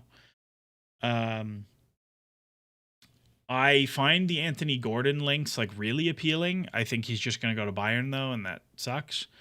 But I very much like Anthony Gordon. But again, like he is a guy who like has not really historically been a big minutes guy. Like he's only got 3 seasons over, which I guess for a 25-year-old is not that bad, but like I don't know. I have concerns. I also have concerns where like he doesn't have that much output in his career. Lewis Hall, super into if we were to go get him. And then none of their center backs are really appealing to me. I really like Lewis Miley. I think he's really interesting. Tino Livramento, also very interesting to me. But again, with Tino, like Tino and Hall have the same problem where like they have 1 season of real minutes. And other than that, they have like brutal injury histories. Like if you replace Cucurella with a guy who's only fit for 20 90s a year, that's a problem for you from a squad perspective. You know what I mean? But I would be if Chelsea sold like this won't happen, right? But if Chelsea sold Cucurella and Gusto for say 70 million combined, like 40 and 30 kind of deal, and went to Newcastle and said like we'll give you Omega, who's like a good striker, and 40 million or 50 million for Lewis Hall and Livramento, I'd be like, come on down, pal. 50 million, sure. I'd be super down, right? I think that would be pretty appealing. And would screw them, but would also like solve a lot of their financial problems that they have. But my guess is they'll end up selling Tonali and they'll just go from there. Going through the table, I would not be shocked. I did that. That wasn't intentional, but that was a funny thing. I would not be shocked if they went and signed Granit Xhaka from Sunderland for like a reasonable fee. I don't think it'll happen, but I wouldn't be shocked. And now that they've made Europa League, I think it's going to be very hard to I think it's going to be very hard to like pop guys off of this team. And I also don't think there's guys that you're really interested in here. Like, I don't know who really like pops for you at a reasonable number. Yeah, like I just don't think there are any guys there that are really the one for you at Sunderland. Brentford are hard to buy from because they're such good sellers, so I'm always reticent. Somebody asked me what my thoughts were on Igor Thiago. Igor Thiago ran super ahead of his metrics. I am not touching that with a 50-foot pole because Brentford will sell like all 22 of those goals are real goals, even though 14 of them are only real goals. And he ran dummy high on his X numbers. Like if I go non-penalty XG per 90, like he's only at 0.5, which is still high. Like that's legit, but it's only on 2 shots a game. Like that's always a risky business for scale up stuff. That fee is going to be humongous. And I don't think Chelsea should really be in the market for a striker this summer. Somebody brought up Coyote for like as a backup right back or something. Again, doesn't really appeal to me. Vandenberg, Yarmouth, like none of these guys really they just don't really do anything for me in any of the spots. So like I'm pretty happy to just not do anything with them. Chelsea is us. Brighton, we start to get interesting. I think Van Hecke is, if you want to talk about like Premier League experienced guys who are actually good, I think Van Hecke is quite appealing. He's played a lot of minutes in the Premier League now, like 190s in the last 3 seasons.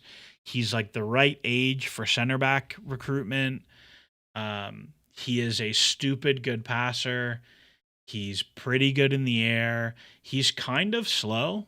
Like, not kind of. He is slow. Like, he has the turning circle of an 18-wheeler, which is a problem. But I think he is an appealing option, particularly as like a right-footed pass-first center back, which Chelsea don't have.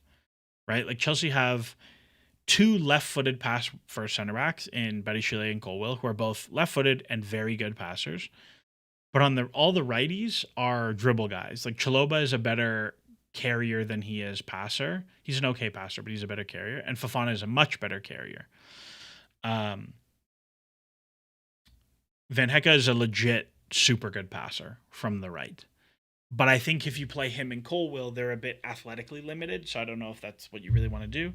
But it's certainly an option. His contract is running out next year, so the fee is probably not going to be bad. But he's peak aged and he's legit good. So you could do a lot worse. Penuel Obeng says, reckon we can get Vuskovic from Spurs, young but experienced. The other thing is Vuskovic, like, apparently doesn't want to go back to Spurs. I would be pretty into getting Vuskovic, who's been very good in Germany. So you never know. The other Brighton guys that are somewhat interesting to me, like Diego Gomez and Carlos Baliba as midfielders. Diego Gomez is an MLS. I would not go anywhere near that. I don't think he's that good. I don't think he's like Chelsea level good. I think he's a useful player for Brighton, but that's it. Baliba, I think, is like so physically talented, but he gets injured a lot and he cannot pass even a little bit. And so to me, like, I'm not signing any players who can't pass. I don't care the position. Any player, any position, you have to be able to pass. Like, we can't do it. Because if you see there's too many guys who, like, if they can't pass, it's too much of a problem. So, no. And then the other guys I just don't think are good enough. Jack Hinshelwood I really like every time I watch him, and I can't really figure out why, because I don't think he's that good. And we could get Costulas. We could go do a favor for our buddy Pano and just go get Costulas. So we'll see. Bournemouth. If we go through Bournemouth, Senesi, I am not interested even a little bit. I know his contract is expiring. I have literally no interest in getting him. I don't want him. I'm not doing it. Scott, maybe, but I don't think is the one for me. I'm just not. He's good, but I just can't. Again, I can't quite get there. Like, I think he's not quite good enough at the deep ball progressor stuff. Krupi, I think, is the one who's really special. I would bet he ends up at Arsenal or United. But he'll move to someone good and big. Maybe not this summer, maybe next summer. But I think he's legit good, and I think they're going to make a shitload of money on him. And the rest of their team I don't find particularly appealing. Semenyo, another one that, like, Semenyo's been good at City. He's been better at City than I was expecting. But make of it what you will. And now we're getting into, like, the actual good teams where, like, you're spending a lot of money to get these guys. I think Konate on a free is very appealing. He's 27. You can sign him to, like, a 4-year deal on pretty big wages, and, like, you keep him. He's good through his peak, and then you just walk away at the end. And there's no cost really to worry about other than the wages, which will be very large, but they're not going to be like, they'll be like 250. They won't be like 400. And because you didn't pay a fee, paying him 250 is, like, fine. So that's interesting to me. I would be very into if Liverpool were interested in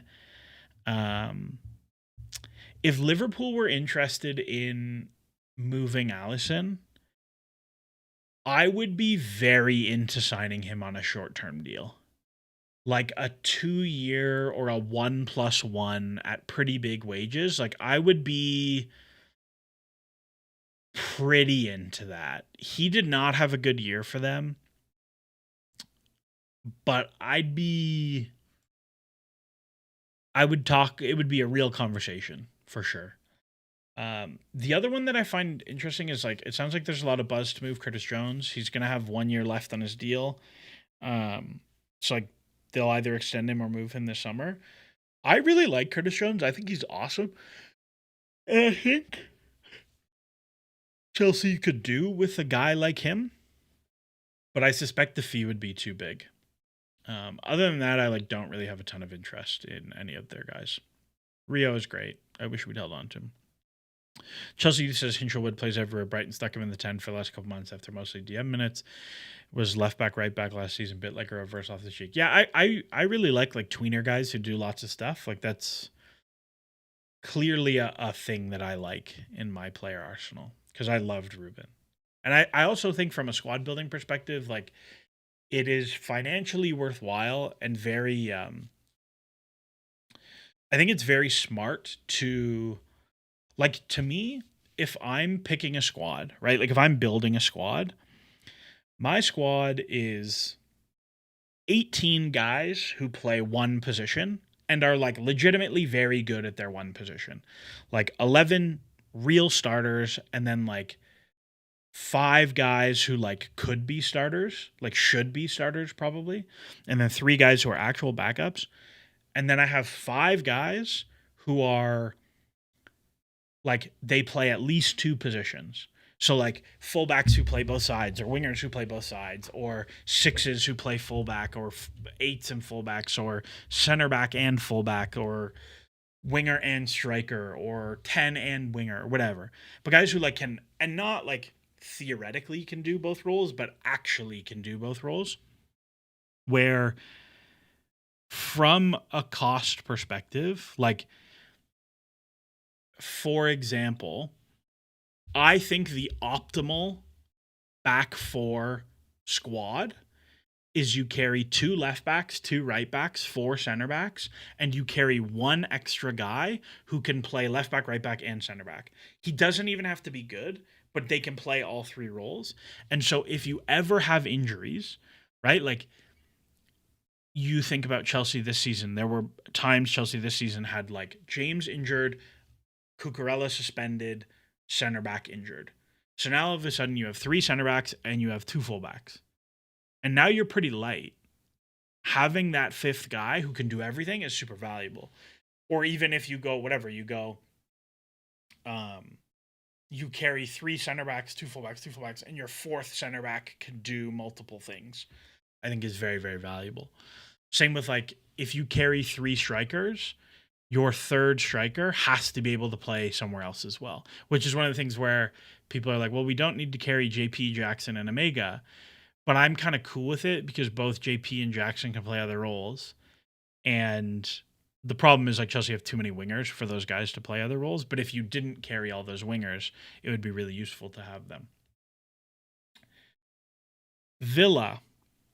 We've been going for 3.5 hours. That's crazy. Villa. I want nothing to do with Morgan Rogers. I want absolutely nothing. Like his final goals plus assists per 90 is not even good. And that's him running so high on his numbers. Like no thank you. I don't think it translates. I think the fee is going to be super high. I just don't want any part of it. I am very into Onana. But again, I have the same questions about like how much does he play? Because you have a guy who's never played 30-90s. I am extremely curious about that. I think you have to be really careful with the fee because he doesn't play that much. And like you can get away with it because you're playing once a week next season, but like what does that look like in the future? I don't know. That's great amusing. Bad news. You're going to get Rogers. Shields is inevitable. We definitely probably are. I mean, I think we're going to do a Jackson Rogers thing. Like, I think that's going to happen. Other than that, like Tammy on a super cheap loan deal is appealing to me, but like we have too many guys now, so no. Matson, I think, doesn't make sense because you have Barco now, but Matson, I think, is a very useful player. And like they paid enough here, that's not going to happen. And I don't like any of their center backs. Like I think Konsa is so ass. Um, I think Konsa is so bad. I think Torres is so bad. I think Kamara is not good. I think Mings is so bad. Like I just have no interest in most of those guys. Um, Harvey Elliott, sneaky appealing on a really cheap deal to me. He's a Liverpool guy, but like there are worlds whereas like a really budget Cherokee, I could talk myself into something. I think one of the things Chelsea definitely lacked this season with Palmer playing poorly is like they didn't have a second guy to like take the ball from the wide parts of the field to the middle parts of the field and then the middle parts of the field into the box. Like the thing that Palmer does is right half space or right sideline. It's either like right half space into zone 14, the edge of the box, and then into the box, or is um or is right touchline into right half space into the box. Like that's the thing that Palmer does. And Chelsea just didn't have another guy to do that to get them into the box reliably this year. Um, and I would not be mad about it. Nicholas Jackson says, Elliot, huge culture sledgehammer. Have you not seen the stuff with his mom? No, I have not seen the stuff with Harvey Elliott's mom. If he's a culture cancer, I would not touch, though. Sancho is out of contract. Yeah, I'm not going near Sancho, though. He's just not that good. United, I don't think you're going to be able to get anyone from. And so I think that just is what it is. The Mainu, like try before you buy thing, I think is just totally off the table now. That's never happening. They like him too much. I would be, they wouldn't do it, but I would totally call and just say like, what's the number on Aid in Heaven? Like, is it 30? Is it 40? Because like, I like maybe I would. There's a lot of numbers that I would do Aid in Heaven to Chelsea for. I'd be pretty curious about it. Bendito Mantato is a crazy name. Yeah, so we'll see. City, I think like there's not many guys you can do. Doku, like, could you pry him off? Like if Maresca really doesn't like Doku, like I kind of joked about this on Twitter, but like if you could do Gittins for Doku, like we'll do Gittins and 30 million for Doku. And like whatever, we'll book it as like 60 for 60 or 60 for 90. Like we'll buy Doku for 90, we sell you Gittins for 60. Like is that going to happen? No. But can I like fantasize about it with Maresca? Yeah, probably. But I don't think that happens. But that's a deal I'd be totally into. Como made Champions League, which is interesting. Somebody asked about Gvardiol earlier. Like Gvardiol is awesome, so good. But I don't see why City would move him. I would love Marmouche. Like I think Marmouche would be a really good fit for Alonso as like a left winger or a left 10. Sometimes a 9, but I think he makes way too much money and City paid too much for him that you'll never do it. You'll never get it. And I think Savinho is interesting, but is also like doesn't do the thing you want to do, right? Like he just doesn't play the right role for you. If you made me guess, Spurs buy him. And then I don't know, like I don't know why Rico Lewis didn't play at all this year. I don't know if he was injured or just out of the team. I don't know what that's about. I think James Trafford is really good. Somebody should buy him. I think that's interesting. And then the other one that came up was like Nico Gonzalez. I think he is like quite good and he's large and can pass. Like he's a big guy who kicks people and passes the ball forward. Like that is appealing to me. but City paid a lot of money for him, so I don't know like what that's gonna look like for you.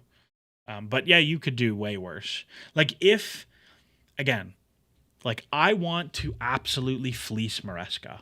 All I want to do is like Delap or like I actually think Delap to City is a funny thing that could totally happen. Like I could totally see them being like, well, we actually don't have a backup striker in the squad at all. He's club trained, so it helps for registration. Maresca likes him.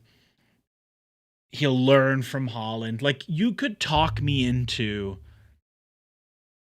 City being like, yeah, we'll pay 30 million for him, sure. Could you do Lavia? Like, could you go to Maresca and City and be like, we'll do Lavia for Gonzalez straight up. We'll give you him. Lavia for Gonzalez straight up. I would totally do that.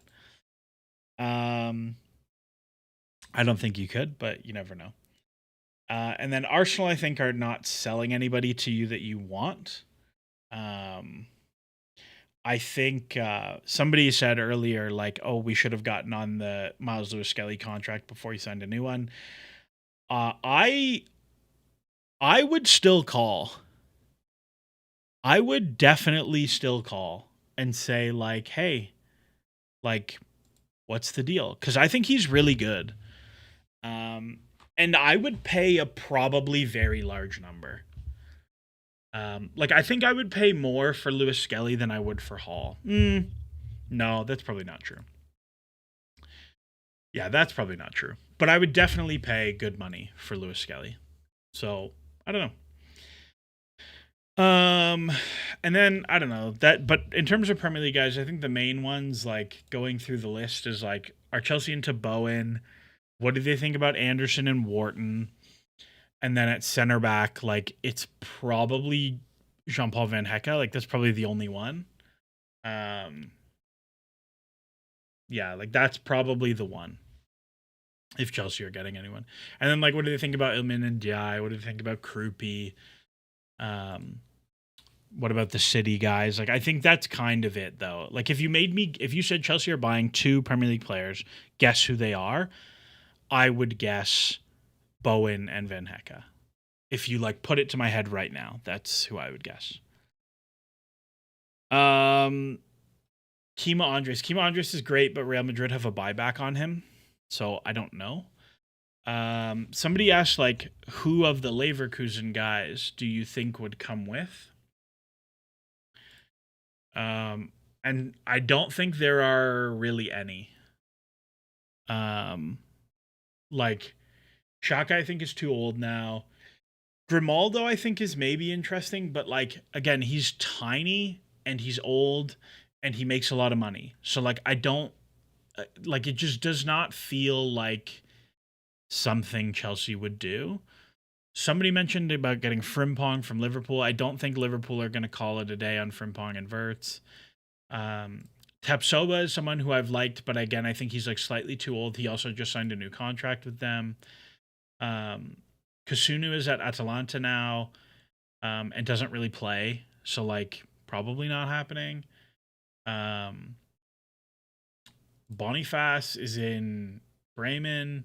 And again, like, didn't really play. His knees are also, like, there was a picture of his knees because he had, like, 9 knee surgeries. And, like, it's insane. And Capier has gone to Arsenal. Like, that's one that I really liked the shape of that deal. Schick is too old now. And, like, I think none of these guys are good enough. One guy that I think is really interesting is Almala, who, again, the transfer floated a really good thing about him, like, showing his movement from the 3rd division to the 1st division and, like, looks awesome. My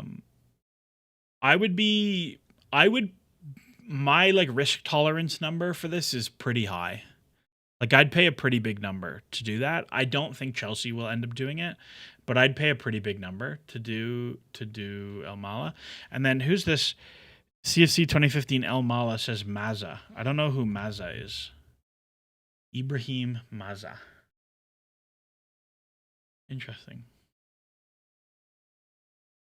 Played for Hertha. I mean, that's a lot of creative stuff. I don't know. I have to watch some of this guy. I'm not familiar with their game like Charles Barkley or Shaq. Can't remember who that meme is. But I also I don't think attacking midfielder is I don't know. I guess he's 10y and 6y. I don't know. I don't know what that's gonna look like.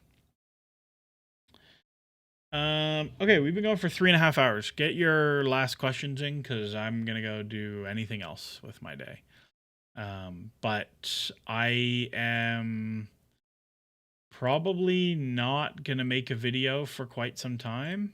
I probably won't do individual player things because I don't have I don't know my Y Scout anymore. So I won't have the clips, it'll just be data. And also data has been harder to get now. So we'll see on that front. But yeah, I don't know what the summer is going to look like in terms of talking about things. Maybe it'll just be I don't know. Maybe it'll just be once preseason starts. I don't know why Ken and Yildiz didn't come up. I had the wrong eye. Yeah, Yildiz looked a lot better this season than he did in past seasons, which is pretty nice. Champions League final predictions. PSG win 1-0 or 2-1, something like that.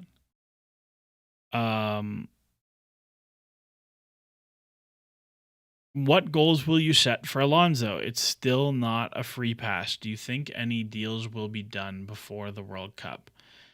Sorry, what goals will you set for Alonso? It's still not a free pass. Well, definitely, certainly qualify for Champions League is my goal, 100%. But I think minimum goal is get to qualify for Champions League, and then stretch goal is I think there's a world where Chelsea are not win a title but competitive, because with one game a week and a bunch of guys rested and you've got Cole and Alonso's a legit good coach, you can get there. It's not like these teams are putting up 100 points. It's an impossible. The title this year is 87 or 85. It's regular title runs. Any plans to revisit your 10 stats that define Chelsea's season? Yeah, let's go do it right now because I don't remember that at all. Let me find where I put it.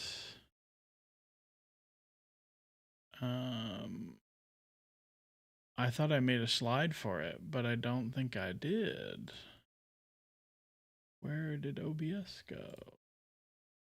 I don't know. I don't know what they were.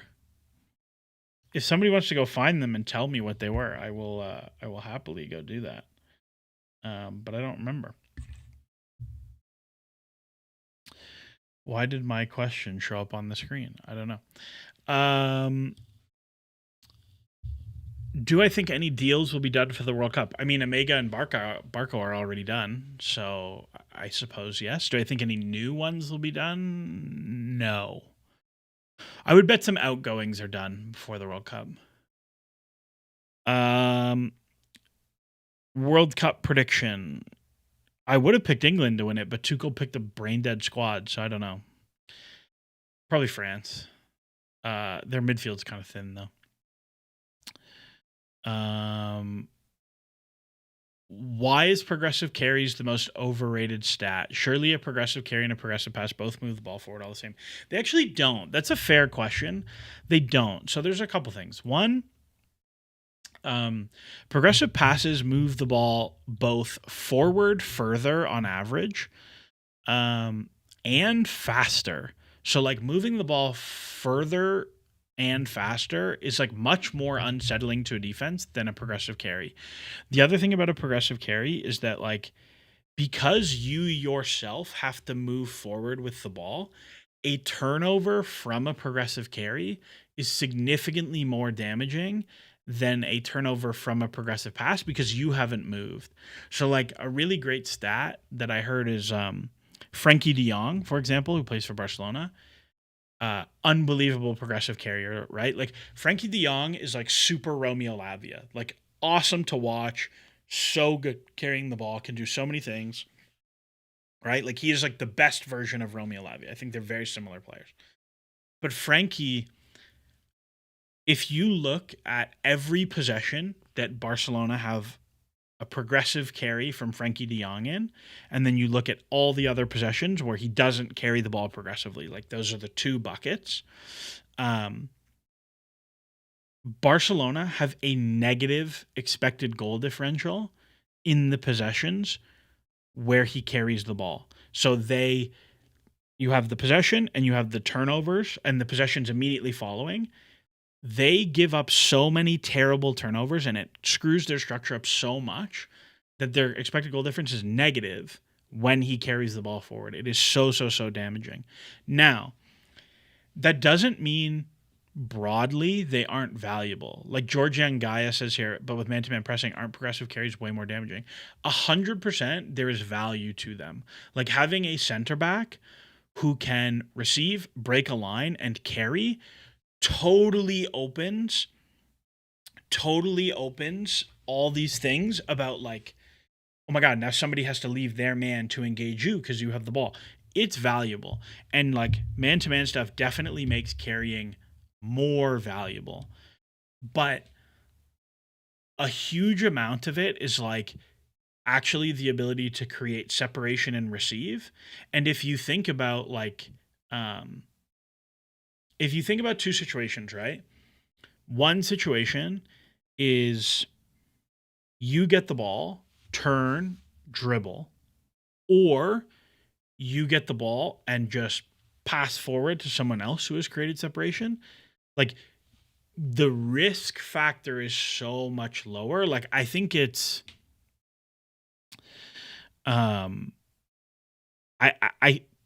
the reason I think it's overrated is because they're very pretty and so people like them a lot.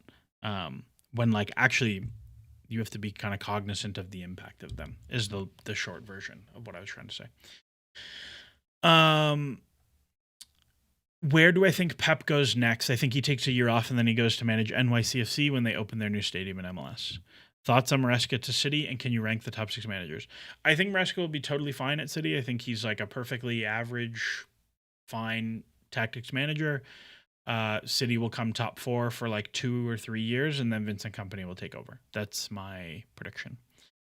And I don't feel like ranking the managers. How do I think Caicedo will develop under Alonso? Well, I think he's good. I think Alonso will actually be quite good at. I'm pretty curious to see like in first phase stuff how Alonso improves him, and also like I'm very curious to see what Alonso does with Caicedo in terms of like the thing Caicedo does really well is like go out wide to blow shit up and to jump things forward. He's not good at like sitting and screening. And I'm very curious to see if Alonso's like, I'm going to make you good at sitting and screening, or if he's going to set his team up to be like, you don't have to sit and screen ever. You're just going to go blow shit up all the time.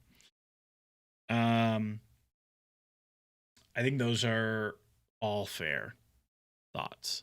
Thoughts on the rumors behind Maresca just straight up quitting on the team? I mean, I think that's pretty clear. That's what happened. That he was like, I'm out because of City stuff. Which I think Chelsea should get compensation for it. Like if he basically walked out on his contract because City were tapping him up, like I don't. Even if it's like, yeah, in his contract he has to tell Chelsea that they're tapping him up. Like I think you should just not be allowed to tap up.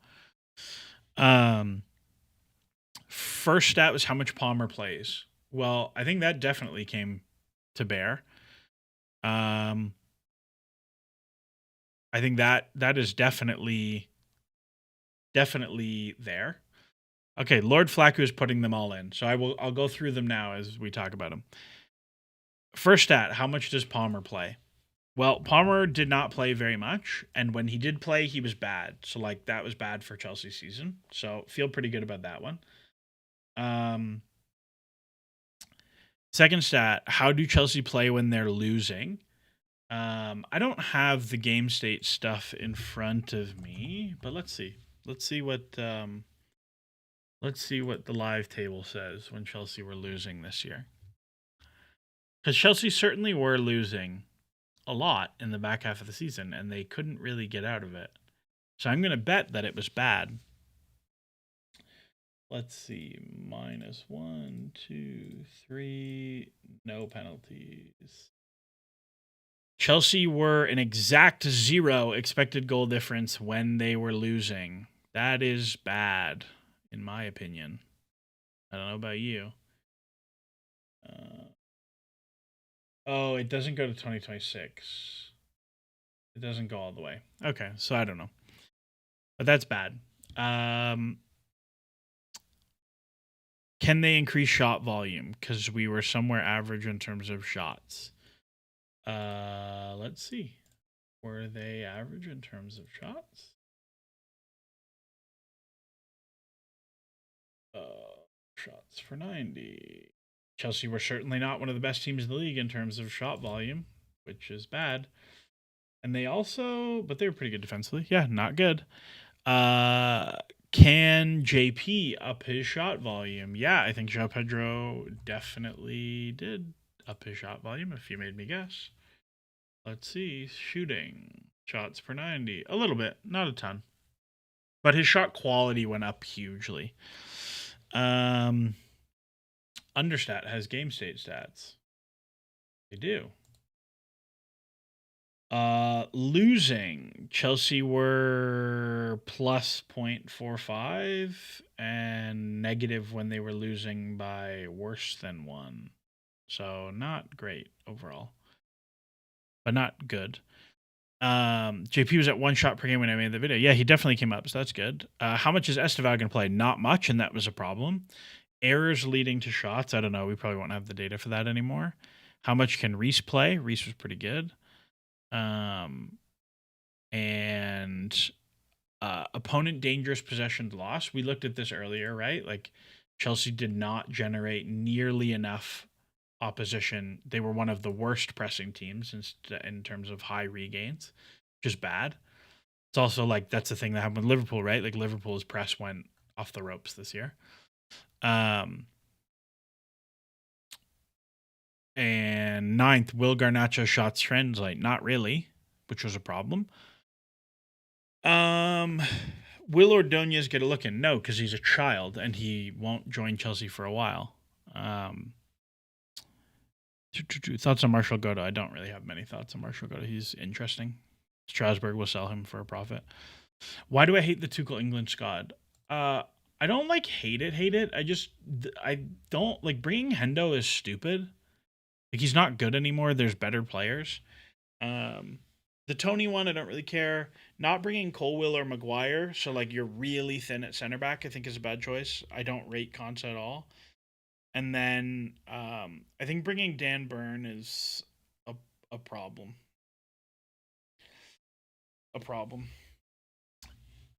Okay, last one because I think this is a good question to end on. From that's quite amusing. Big lessons for next year: fix the press, Palmer get good, play James and Estevao. I think the big lessons from this year are a couple. One, stop changing too many things. There was a lot of change, and it definitely didn't help. Too much change. The manager, too many players, too much change in one window. Bad. Stop changing so many things. Number 2, the press has to be good, and for the press to be good, the players have to be fit. You cannot ignore the physical problems of having no preseason and the physical problems of the team at no point ever getting fit. I think those are the 2 big lessons. The third is like, I don't know. And then 3, make Palmer and Estevao good again. Those are my lessons. What are my predictions on the whole 4-year contract for Xabi? What happens in the next 4? I predict that Xabi will see at least 3 seasons of that contract. That's my prediction, that he will get at least 3 years. or he will be Chelsea's manager to start the third season. I'll rope it back. I don't know after that. I'm not a savant. Okay, we're gonna call it there. That's the whole thing. Thank you for watching and listening and interacting this whole season. It was not fun. It was horrible. The season sucked so bad. But it's always good to interact with all of you guys and learn and chat and do whatever. We'll take the summer. If I feel like doing stuff, I'll do stuff. If I don't feel like doing stuff, I won't do stuff, and we'll see where she goes. But if I do stuff, I'll try and let you guys know about it ahead of time, and we'll go from there. But the summer or the season of watching this horrid Chelsea team is over. And so I can say this in earnest ahead of the World Cup, but enjoy the soccer because it's in America, so it's going to be the soccer. Enjoy the soccer.